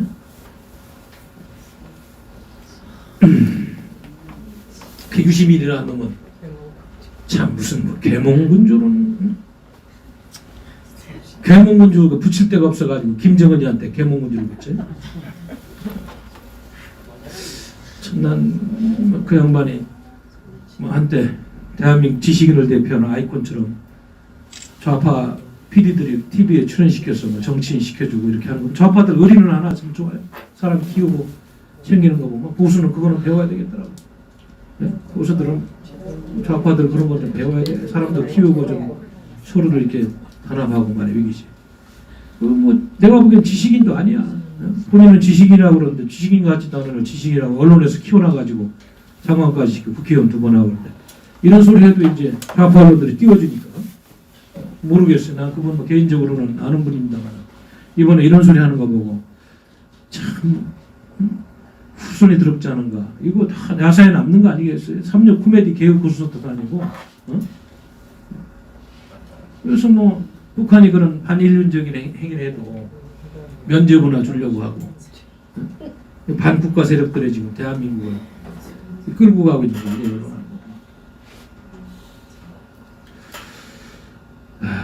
그래서 참 큰일 났다. 지금 대북 규탄 결의안 하나 국회에서 못 만들고 상임위에서도 그걸 뭐 사과했다고 그러고 그걸 무시하고 있는. 그러니까 미국에서 보기에는 참 기가 막힌 나라지. 국민이 사살되고 지금 저 불태워졌는데도 국회에서 대북 규탄 결의안 하나를 못 만드는 나라에 국회는 없는 거예요. 그게 국회입니까? 옛날에 나는 저 정치평론할 때 국회 그런 모습 보고 저 청와대 출장소라고 했는데 요즘 모습 보면 뭐 평양 출장소도 라고 불러도 되겠어. 규탄결의는 못 만들고 있다. 대신에 뭐 한반도 종전선언 촉구 결의안, 북한 개별 관광 촉구 결의안 이거를 또 상정해가지고 햇볕 정책, 포용적 북한에 돈 퍼주고 말이죠. 위장평화 논의를 강화하는 이런 장난들을 하고 있더라고요. 그래도 103명 국민의힘은 싸우지 않고 그냥 쳐다만 보고 있습니다. 지금. 응? 응? 쳐다만 보고 있어요. 자, 그래서 아까도 얘기했습니다만 October Surprise 이거 북한이 지금 10월 10일 날 어떤 이건 제가 이제 영문으로 돼 있어서 소개할 때 시간이 걸리니까 좀 건너뛰겠습니다. 요즘 뭐 이거 기른데 이거 큰일 났네. October Surprise는 지금 현실 가능성이 굉장히 큽니다. 뭐 제가 봐도 지금 아까도 각종 보고서에서 분석을 했습니다만은 이미 북한은 그런 능력을 갖고 있는 것으로 이제 추측이 아니고 해석이 아니고 이제 그렇게 인정이 되고 있는 단계다. 그걸 여러분들이 좀 알았으면 좋겠어요. 아무래도 미국이 그 세계에서 가장 많은 정보량과 정보 수집 능력이 있기 때문에 그쪽에서 나오는 정보들을 우리가 좀 정확하게 믿을 수밖에 없는 것도 좀 알아야 되겠다 이런 말씀드립니다. 아이고 이거 언제 이거 하나? 그래서 이제 이걸 제가 이제 번역기에 돌려가지고 이렇게 해놨는데 뭐 여기 좀 다른 건 다 그렇고 중요한 요점만 얘기하면 북한이 10월 10일 노동당 창건 75년은 새로운 전략 무기를 선보인다. 그래서 아까 얘기했듯이 그런 ICBM 같은 걸 아마 응급사 띄울 것이다. 또 잠수함 발사 탄도미사일 개발에 관심이 집중되고 있지만 아까 얘기한 이동식 고체연료를 사용한 육상 탄도미사일은 이미 신뢰할 수 있고 실질적인 위협이다. 그러니까 미국과 한국은 정교한 북한 탄도미사일 실험에 대응하고 예방하게 노력을 해야 된다는데 한미동맹 이완되고 있으니 이게 안 되고 있나? 이 정권이 빨리 바뀌어야 돼요. 빨리. 이 정권, 이런 정권 한 번 더 나오면 이런 대처도 안 된다는 거 아니에요. 응? 뭐 많이 건너뛰고 시간도 벌써 많이 갔네. 많이 건너뛰겠습니다. 그 잠수함에서 핵을 탑재한 미사일을 발사한다고 그러면 바닷속 어디 뭐 미국 근처에 가서 어디 쏘고 게 탐지하기가 용이하지 않습니다. 정말로. 응? 그것도 뭐 미국이 생각하는 것처럼 그렇게 쉽게 잘. 그리고 이 문제 아까 얘기했지만 더 많은 탄도, 더 많은 문제. 여기 이 문제입니다. 북한에게 핵무기에게 꽂힌 데에게 다탄두 핵 소형화하고 북한에게 가장 중요한 전략무기 위협은 다중 재진입 운반체를 전달할 수 있는 대형 도로 이동형 탄도미사일일 것이다. 이거는 다탄두 미사일은 정말로 이거 요격이 쉽지가 않다고 그래요. 하나는 워싱턴에 떨어지고 하나는 또 다른 프로그램에서 뉴욕으로 날아가고 기술이 도와지면 뭐 한 10개까지도 할 수 있을 거 아니에요. 미사일 하나에. 북한이 지금 이것까지 지금 이제 갖게 된다는 보고 보면 우리 대한민국은 완전히 포로가 된 거예요. 핵이 없어. 그런데도 비핵화 문제 소홀하고 종전선언만 이야기하니까 이게 도대체 정신이 있는 사람들이냐 이거지 나는. 이게 참. 그 다중 그 다탄두 미사일은 정확성과 신뢰성에 대한 헤어림을 극복함으로써 북한의 억지력에 대한 신뢰성을 높일 수 있다. 이런 이야기도 하고 있습니다만 이게 보세요. 아마도 가장 중요한 것은 북한이 여러 개의 탄두를 가진 ICBM을 배치하면 미군이 미 대륙에 대한 북한의 미사일 공격을 가로채는 것이 훨씬 더 복잡하고 어렵다. 그래서 냉전 기간 동안에 여러 개의 탄두 ICBM 추진으로 많은 전문가들이 굉장히 어렵다는 결론에 이것이 결국 여러분도 알다시피 미국도 쉽지 않다는 겁니다. 실질적으로 이런 게 현실화되는 거예요. 미국도 뭐 우주 방어 계획도 있고 있습니다만 다탄도 소형화된 핵탄도 잡기가 쉽지 않다는 거예요. 그래서 앞으로 이게 우리 한반도에 미칠 영향도 상당하다.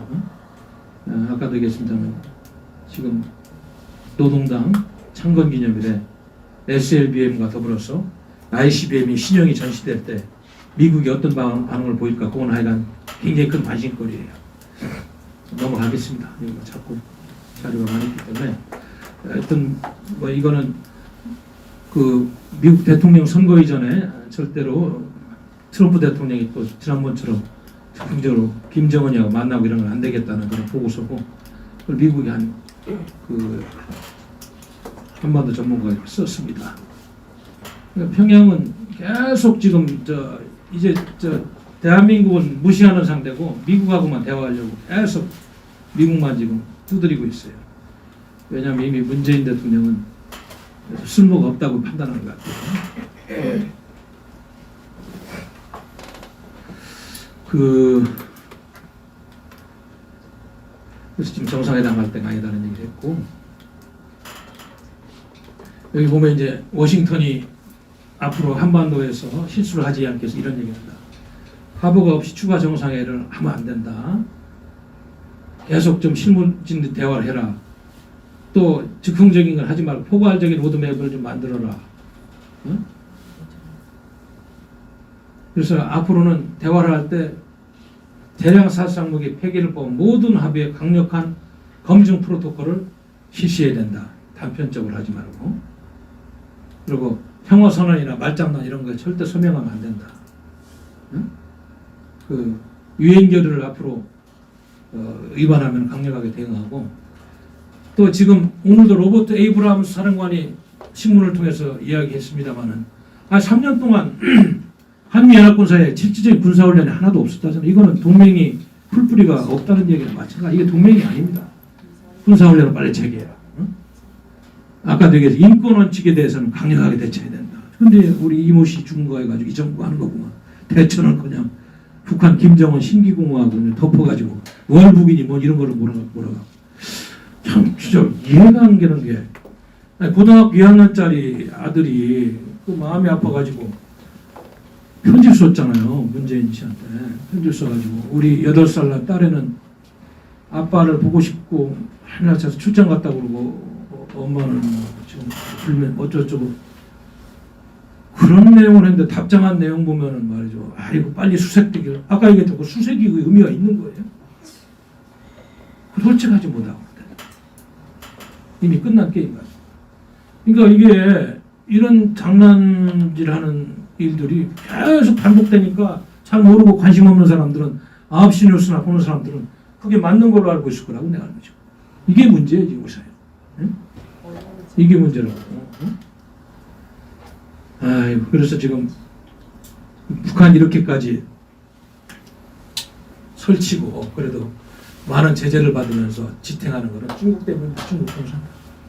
중국 공산당하고 우리가 함께 엮어가지고 우리가 이 문제를 풀어야 되는데 이 정부가 지금 친중 노선에서 안 나오니까 더욱더 실타래가 풀리지 않고 혼잡 양상으로 가고 미국은 중국을 핵무장할 깡패라고까지 얘기하고 동맹국은 어느 정도 보조를 맞춰야 될 거 아니야. 코어대에서 참가한다고 그러고 남중국해 군사작전에 참가한다고 그러고 이 정부는 지금 반대로 가고 있잖아요. 이상한 사람들 앞세워가지고 헛소리를 하고 있고 대한민국의 안보위기에 부합된다. 미국하고 같이 하는 것이. 한미동맹이 없었으면 우리가 경제건설을 이렇게 못했어요. 안보 무임승차하고 불가능했습니다. 동맹 덕분에 그래도 여기까지 온 겁니다. 근데 그거를 부정하고 외국 세력 쫓아내고 우리끼리 살자고 하는 건 허상이에요. 제가. 빵모자 쓰고 자전거 타면서 다시 60년대로 돌아가면서 살 수 있습니까? 민족적인 자존심만 이야기할 수 있어요? 민족이라는 개념도 이제 많이 바뀌었어요. 응? 자주 얘기하는데 자주외교, 자주국방. 뭐 자주국방은 아니 요즘 국제화된 시대, 글로벌한 시대에 안보 개념이 다자 간의 협력 체제를 통한 동맹 체제, 협의체를 통한 안보 개념으로 바뀌고 이제는 인간 개인에 대한 그런 행복 추구까지 포함되는 포괄적인 개념으로 바뀌고 있는데 민족 따지고 뭐 하면서 뭐 지금 반미하고 뭐 이럴 때는 아닙니다. 주한미군 철수하라고 끈질기게 외치는 세력들 중에 민주노총이 있잖아요. 전교조, 또 카톨릭 신부들. 뭐 우리가 잘 알고 있습니다만 전교조나 민주노총 이 정권의 큰 주주예요. 지금 주주. 성공했어요. 그들은 나름대로 다 파괴하고 있어요. 주한미군 철수. 국가보안법 이미 상원화됐잖아. 철폐된 거나 마찬가지. 간첩 안 됐습니다. 주한미군 철수는 뭐다고요? 연방제 통일. 그거 하려고 이제 헌법 개정하는 거 아니에요. 마지막. 아마 주한미군 철수도 이제 밀어붙일 겁니다. 밀어붙일 거예요. 자, 여기도 보면 중국이 지금 한반도와 이 동북아 지역에 중거리 미사일 이런 거 배치해놓고 지금 한반도를 이어가고 주한미군을 겨냥하고 있는데, 이게 중국이 지금 지난번에 우리가 그걸 막는 사드 배창을 가지고 난리를 치고 그런 불이익을 주고 그랬는데, 이거는 깡패 집단이 하는 짓이다. 그러나 미국은 이제 그때는 그냥 지켜보고 뭐 경고 정도는 앞으로는 강력하게 대응하겠다고 이렇게 바뀌었다니까. 다행히 이래서 한미동맹이 깨지면 안 됩니다. 1000기의 중단거리 등평미사일이 한반도하고 일본이 동남아 지역을 겨냥하고 있다. 우리 좀 당연히 중국이 그걸 배치했으면 우리는 사드 같은 걸 배치 방어를 해. 왜 그걸 요구하냐. 지들은 배치해놓고. 그런 건 언론에서 보도 안 하고 그냥 참본 정책만 이야기하더라. 그래서 미국 국무부의 마셜 빌링슬리가 한국 정부하고 중국의 이런 군비 증강 비밀 정보를 공유했다. 중국의 순항미사일과 탄도미사일이 얼마나 빠르게 증가하고 있는지, 폭격기, 잠수함 등 핵 운반 수단을 어떻게 추구하고 있는지를 논의했다. 이런 이야기를 했는데, 또한 미국의 전략사령부의 토마스 부시의 그 공군 중장도 얼마 전에 9월 27일 날 한 겁니다. 서울에서 아메리칸 센터에서 중국의 핵전력 비밀 정보 공유에 관련된 내용은 이미 한국하고 이렇게 대화를 한 건데, 아마 중요한 내용들이 많이 이야기됐습니다만 핵심만 이야기하면, 중국은 중국의 핵전력 조약 IMF죠. 사거리가 500에서 5,500km 지상 발사형 탄도 순항 미사일을 생산 실험 배치 금지하는 INF 조약을 부여를 받잖아. 지난 30년간 1000기에서 2000기의 순항 탄도 미사일을 더 배치했다. 1000기는 한반도와 일본, 동남아를 겨냥하고 있다는 거야. 대한민국은 무방비 상태인데 미군 철수하고 사드도 없어. 우리는 중국에 완전히 소국돼가지고 북한 협력당하기 전에 중국 공산당한테 죽게 생겼어 지금. 그래서 중국이 가까운 시일 안에 핵무기를 2배로 늘려서 또 배치한다고. 이런 상황까지 와 있다. 그래서 중국이 핵 깡패가 되는 걸 막아야 된다. 이런 이야기까지 하고 있다. 그래서 중국의 핵 미사일 위협에 대응이 동맹국의 특별한 군사 능력, 미국이 개발 중인 중거리 미사일을 배치하는 데 있어 이렇게 한국의 협조를 당부하고 있습니다만, 이미 얘기는 했다고 들었는데 우리 한국 정부는 묵묵부답. 왜? 친중 정권이니까. 친중 정권이니까. 응? 아니면 최소한 이것도 아니고 저것도 아니고 물탈 교육하다가 광해군처럼 나중에 내교 참사만 하면. 응? 그래서 미국의 특사는 중국의 미사일은 한국에도 굉장히 북한 못지않게 위협적이다 이런 이야기를 해고받고,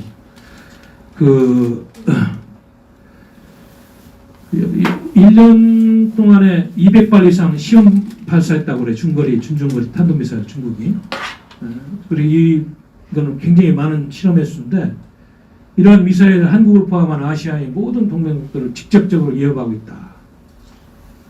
그래서 중국이 사드 배치 때 한국에 항의하고 시정 조치를 요구한 것처럼 한국도 중국에 대해 한국을 위협할 수 있는 탄도미사일 배치에 강력히 항의하고, 더불어 중국도 다시 INF 조약에 가입하도록 해야 된다. 아니면 이것도 저것도 아니면 우리도 미국이 개발한 중거리 미사일 한반도에 배치해서 최소한 세력 균형이라도 이루어서 평화를 지켜야 된다.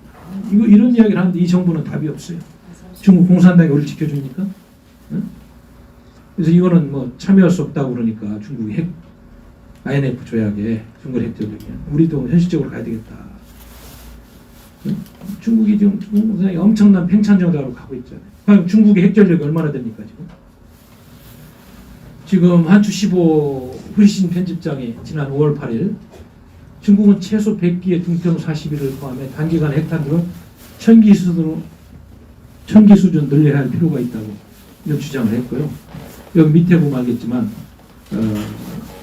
중국이 지난해 공개한 그 건국 70주년 공개한 최신형 ICBM 사거리가 12,000km에서 15,000km에 가서 미국 본토를 겨냥할 수 있으며 이게 이제 이게 10기까지 탑재할 수 있는 거예요. 하나의 미사일. 북한이 이런 기술까지 갖고 있다는 거 아닙니까? 다탄도 미사일. 또한 잠수함 탄도 미사일도 핵탄도 탑재 가능하며 미국과의 그런 대결 구도를 지금 중국도 당연하게 생각하고 있고 여기 스톡홀름 국제평화연구소에서 중국의 핵탄도 보유량은 현재 320개, 미국은 5,800개, 러시아는 6,379개. 많이 줄였는데도 냉전 시대의 이제 유물인데 이렇게 되고 있는데 영국 215개, 프랑스 290개보다 많다고 합니다만 중국이 지금 핵탄두를 1000기까지 늘린다고 급속도로 가고 있는 현실을 우리가 봐야 되겠다. 그래서 중국의 핵 프로그램과 더불어서 그래서 북한의 핵만 이렇게 따로 떨어져서 보면 안 됩니다. 저는 겉으로는 중국이 6자회담 4대회담을 통해서 한반도 비핵화를 얘기했지만 속으로는 미국을 견제하기 위해서 중국이란 핵탄두를 늘리는 프로그램에 북한도 같이 참여해서 같이 한 게 아닌가 이런 의심을 할 수밖에 없는 상황까지 와 있다. 그런 생각이 들어요. 그래서 미국은 지금 한반도나 일본, 동아시아 지역에 중국의 이런 엄청난 파괴력 있는 등평 미사일에 대해서 미사일 배치를 지금 이야기하고 있는데 우리 정부는 묵묵부답 최소한 그냥 아무 소리 안 하고 있는 상황. 그래서 사거리가 최장 5,500km인 등평 미사일 26은 괌킬러로 불리는 동시에 지상 함정 레이더 정도로 비행 자세를 조정해 미국 항공모함도 정밀 타격할 수 있는 것으로 이렇게까지 지금 중국의 군사력이 향상돼 있다. 물 좀 드시고 가세요. 예. 특히 중국 미사일 보유국 95%가 INF가 검증한 중단거리인데 이는 중국의 한반도, 오키나와, 대만, 남유국해를 잇는 제2 열도선과 일본 도쿄에서 필리핀, 괌, 사이판을 포함한 제2 열도선을 기준으로 미태평양 전력차단을 위해서 의도적으로 배치하는 것을 미국은 분석하고 있습니다. 한반도는 이미 그 사정권 안에 푹 들어와가지고 꼼짝달싹 못하는 이렇게까지 가고 있는데 이런 중요한 인도태평양 전략을 논의하는 국방장관 회담에 지난 7일 코로나를 핑계로 정경도가 안 가고 이번에 동경에서 쿼드 장관 회의하는데 한국도 참여한다는 메시지를 줘야 되는데 좋은 생각 아니라고 뭐 어디 가서 우리가 안보를 찾아요. 지금까지 일본과 다 내주고 북한하고 미국 쫓아내고 같이 빵모자 쓰고 살 겁니까 앞으로? 진짜 현실적인 문제라니까. 그렇게 우리 민족끼리가 좋고 주체 사장이 좋아요?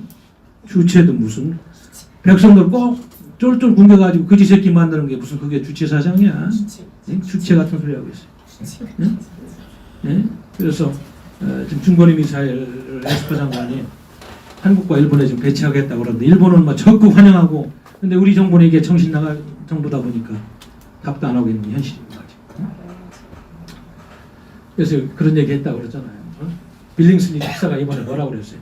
중국은 한국이 동맹이 아니다. 미국이 한국이 동맹이다. 이렇게 지금 계속 메시지를 주고 있는 거예요. 이는 미국이 개발하기 시작한 지상발사형 중거리 미사일이 완성되면 한국과 배치를 논의할 수 있으면 이미 논의를 하자고 하는데 우리 정부가 안 하는 것으로 저는 파악하고 있습니다. 그래서 이게 이제 앞으로 우리 국민을 지키려면 사드도 추가 배치해야 되고 한미 동맹이 강화돼야지 오히려 우리 안보 전략이 나오는데 지금 이 주사파 정부는 정반대 방향으로 가고 있다. 여러분들이 그걸 알아야 됩니다. 뭐 지난번에도 알겠습니다만은 미국이 이거 한반도에 중거리 미사일 배치설 이야기할 때 그 당시 주한 중국에서 쭈꺼기 뭐라고 그랬어요? 네? 미국이 한국 본토에 중국을 겨냥하는 전략적 무기를 배치한다면 어떤 후과를 가져올지 여러분도 상상할 수 있을 것이다. 강력 반발하고 사드 사태 이상의 보복을 당할 수 있으니 주의하라. 이거 구한 말에 원세기가 여기 와가지고 우리 관리들 기시하게 때리고 마음대로 하던 그 시절 생각나는 거예요. 이 공산당이 이렇게 후한무치하고 아주 예의범절도 없는 놈들이에요. 응? 이렇게까지 했다. 응? 그래서 심지어 한국과 단국까지 하겠다고 무식한 얘기를 하고 있어요. 지들은 한국을 향해서 등평미사일 다 배치해놓은 길림선입니다. 백두산입니다. 그러니까 평무장한 깡패라는 이야기를 미국의 관리들이 할 정도가 된 것이다. 응? 그래서 최소 1,000기가 넘는 미사일 한국을 포함한 괌, 일본, 대만, 필리핀 등을 향해 겨냥해놓고 있는 현실을 우리가 간과해서는 안 된다는 얘기입니다.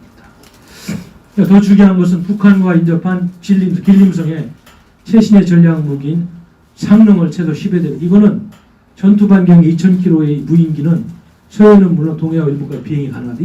이런 지금 계속 한반도를 감시하는 거를 배치하고 있는데도 이 정부는 어떻게 대처한다는 것이 지금 한미동맹을 떠나서는 전 답이 없는 걸로 알고 있는데 아직까지 대책이 없습니다.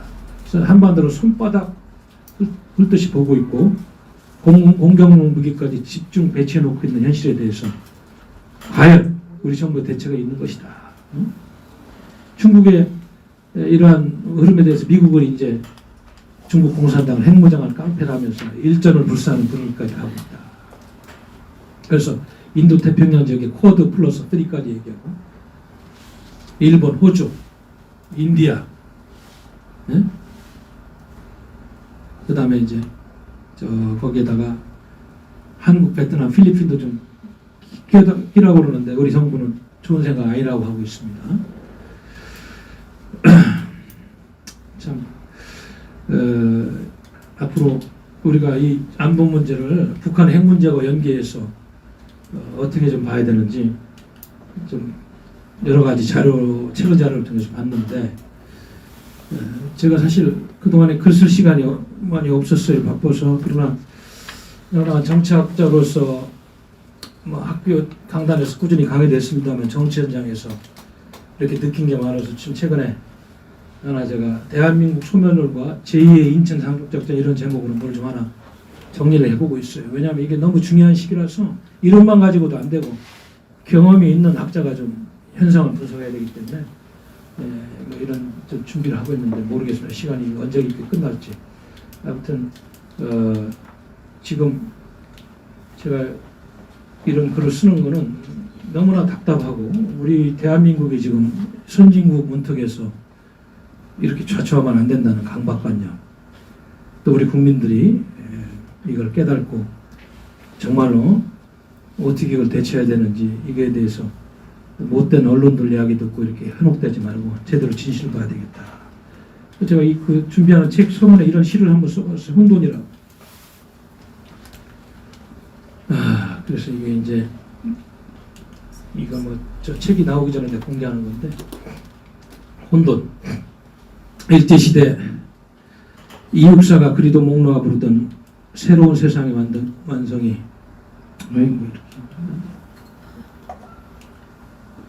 새로운 세상의 완성이 한반도의 반쪽에서라도 대한민국이라는 상징으로 접근하고 싶었는데 사람이 사람다운 세상을 부르면 잣대가 달라서인가 백마 타고 오는 추위는 노래를 부르려다 멈추는구나. 암흑과 고통의 시대를 그리 적당히 살았어도 또 앞으로 살아도 누가 책망하려마는 소인배의 논리가 범람하니 그나마 마지막 남은 한반도의 희망의 씨앗을 정령 이리 거짓 선동으로 말리는 것입니다. 철진한 유토피아로 혹세무민하는 거짓 선지자들, 가짜 위정자들, 사법 사기꾼, 입법 사기꾼, 문화 사기꾼, 언론 사기꾼, 거짓 사이비들이 한반도의 반쪽이나마 이리 힘들게 이루는 미안의 역사를 이제 다 어무는구나. 누구 탓하나? 정신이 부패한 지도층만 남으라. 남의 허물만 성토하고 말했으면 다시 어둠의 세계로 돌아갈 터.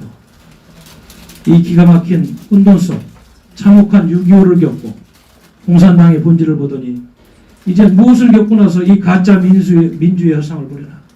헌법이 파괴되고 민주주의 사망선고를 보면서도 방관하고 무시하는 세태. 자신만 보는 국민은 먼 훗날, 아니 조금 훗날 그토록 애지중지하는 그 모든 것을 다 잃은 후에는 가마솥의 개구리처럼 허우덩대다가 땅을 치고 통곡할 것입니다. 자유주의가 사망하고 정체주의가 범람하는 자유민주주의가 말라버리는 날, 2020년 아니 2021년 어느 날인가 일제시대 저항시인 이육선을 환생하여 다시 한번 광해라는 시를 낭송하며 미래의 희망의 씨앗을 뿌릴까? 어서 좋은 세상이 와서 내 고향 7월의 청포도를 알라리 온 민족이 다 땀없는 새로운 세상의 노래를 누군가는 또다시 노래할 수 있어야 후손에게 도래를 다하는 삶을 살 것인데 거짓 악의 무리들이 오늘도 혹세무민하며 반쪽에서나마 부르던 그 신성한 노래마저 죽이는구나. 오 통제라. 그래서 제가 이 책을 지으면서 한번 서문에 써봤는데 오늘 아침에 제가 또 뭐 이런 시를 하나 써봤어요. 오늘도 강연을 써봤는데 제가 그 외교부에 있을 때 어제 뭐 야외에 갔다가 가을 늦가을에 만추에 감나무 잎이 떨어지는 가을 풍경을 보면서 그때 당신이 날 부르며라는 시를 썼는데 지금도 제가 쓴 시 중에서 제가 그 시를 제일 좋아합니다. 이 시는 이제 한영원 님이 일제시대 님의 침묵에서 님을 형상화해서 간절한 이야기를 했듯이 자신이 사랑하는 사람을 향한 님일 수도 있고 이 망해가는 조국 대한민국일 수도 있기 때문에 근데 오늘 내일 그 방송되는 박태우 국담는 서두에 그 시를 낭송했어요. 내일 6시에 방송될 때 그걸 생각하면서 2020년도에 당신이 날 부르면 버전은 이렇게 됐습니다. 저는 가을 하늘에 청아함은 가슴을 찌르지만 이 가슴 속의 가을 하늘은 어디 있는 것이오? 저 황금들판의 참새 소리는 다 어디 가고 백성들의 원망 소리만 가득한 이 가을 먼 옛적에 당신은 살도 찌고 그리도 예뻤는데 지금은 왜 이리 비틀거리고 그리 서 있는 것이오? 내가 저 멀리서 그 비틀거리는 몸을 잡아주려 해도 내 몸도 비틀거려 그대를 잡을 수가 없으며 이 가을이 더 깊어가고 실하게 익어가서 빨간 감나무가 바람에 휘날리는 만추가 되기 전 당신을 끌어안는 힘이 내게 있어야 하건만 이 어찌하리오? 나에겐 그러한 힘이 없을까?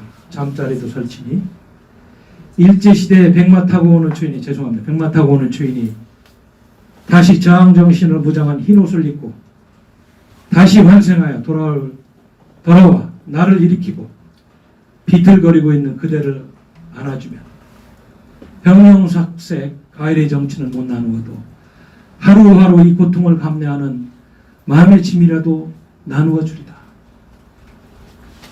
감나무 잎들이 다 떨어지기 전에 만추가 지나고 세찬 삭풍이 오기 전에 당신을 모두가 다시 어루만지며 그 상처난 온몸을 다 치유해야 하니 어서 오시오. 가뿐히 오시오. 아직은 황금들판이 남아있고 어곡백과가 익어가는 가을이 있으니 너무 수줍어 뒷걸음치지 말고 얼른 내 곁으로 우리 곁으로 돌아오시오. 그래야만 백성이 다 울며 칭송할 것이오. 우리 모두 상처 입은 맘이라도 달랠 것이오. 이렇게 이제 오늘 좀 글을 썼는데 자, 제 강의는 여기까지 하고 뭐 질문 한두 개 받고 끝내겠습니다. 잘 들으십시오.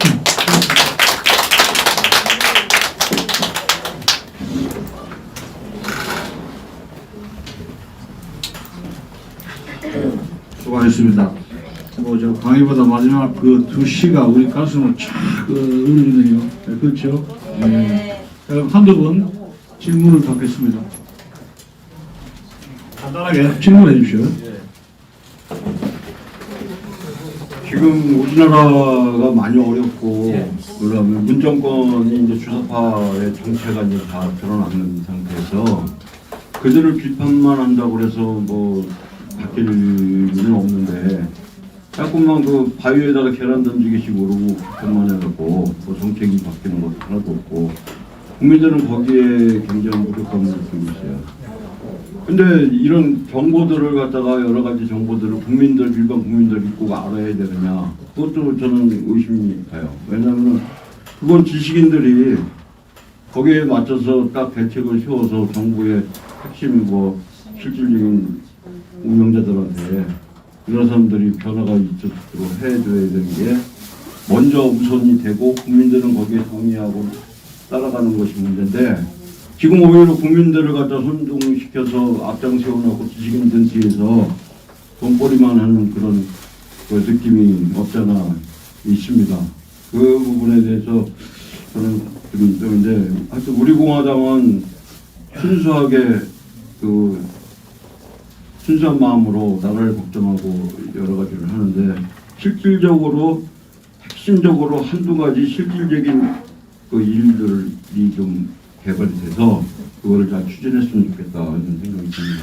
거기에 대해서 좀 우리 저 위원분의 그 의견을 듣고 싶고, 또 하나는 미군 작전 계획 뭐 양을 이렇게 하고 여기에 스킵되는 부분이 비정기전에 대한 것이 없어요. 그래서 북한에서 분석하기로는 6.25 전쟁의 패인의 원인의 하나가 남도당의 공기 실패를 해갖고 자기들이 작전에서 실패했다 이런 그런 분석도 있고, 실질적으로 전라도 지역은 별전 전쟁 없이 다 정복을 했어요. 남도당의 그 빨치산 출신들이. 그래서 이번에 그 전쟁 대비하는 계획에서 거기에 대해서 이제 그 미국이나 이런 협조하는 분들한테 어떤 그런 데 대한 대비책을 좀 건의할 수 있는 방안이 없는지. 질문이 뭐 너무 중요하고 긴 질문인데, 일단 첫 번째 질문은 우리 현실 당면한 과제입니다. 우리 당이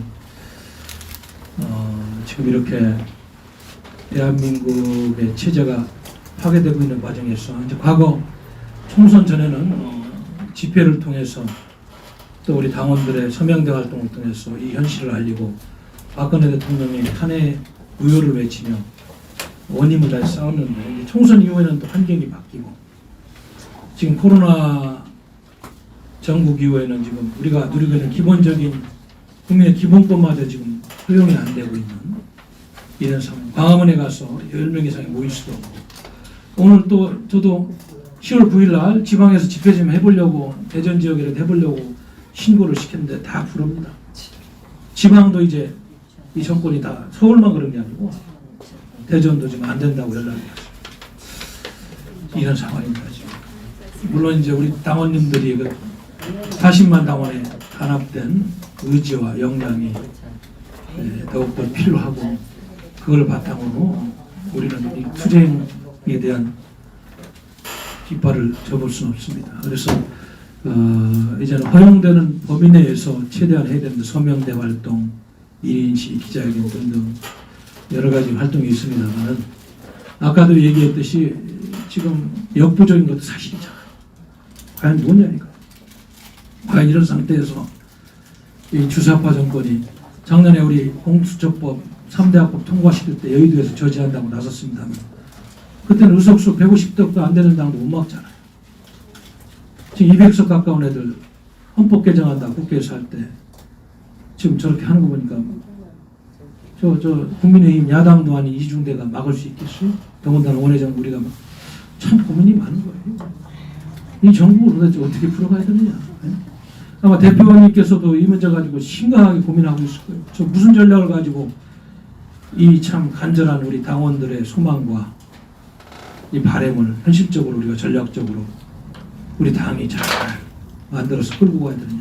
막 밤잠 안 자고 같이 고민하고 있을 텐데, 저는 하여튼 그래도 허용된 범위 내에서 역사는 항상 흐르다가 돌발 사태가 있고 또 흐름이 있기 때문에 대비해서 조직력을 강화하고 준비를 하고 있어야 된다. 그거는 뭐 저는 당연히 해야 된다면서, 한 가지 이제 제가 또 말씀드리고 싶은 것은 지난번에도 제가 좀 말씀을 드렸습니다만 그거 쉽지는 않습니다만 이제는 아까도 얘기했습니다. 이만큼 지금 이런 전국에서는 미국이 국제사회에서 갖고 있는 힘과 역할이 큽니다. 그러면 우리가 광복을 맞을 때도 미국이 일본에 원자탄을 투하하지 않았다면 광복이 어려웠을 것이고 6.25 때도 메가대 인천 상륙작전이 없었으면 적화를 막을 수가 없었어요. 이게 우리가 인정을 하지 않으려고 해도 이게 국제정치의 현실이에요. 그럼 지금 한미동맹 체제가 있는 상황에서 미국의 역할이 무엇이냐 고민해봐야 됩니다. 저는 그래서 그 모델을 이승만 박사 모델로 찾고 있는 거예요. 이승만 박사는 무력 투쟁에 처음에 희망을 걸었다 그게 안 되는 것을 알고 외교 노선으로 현실적으로 전환해서 미국을 지렛대 내서 목숨 걸고 좌파하고 싸워서 대한민국은 건국을 이뤘잖아요.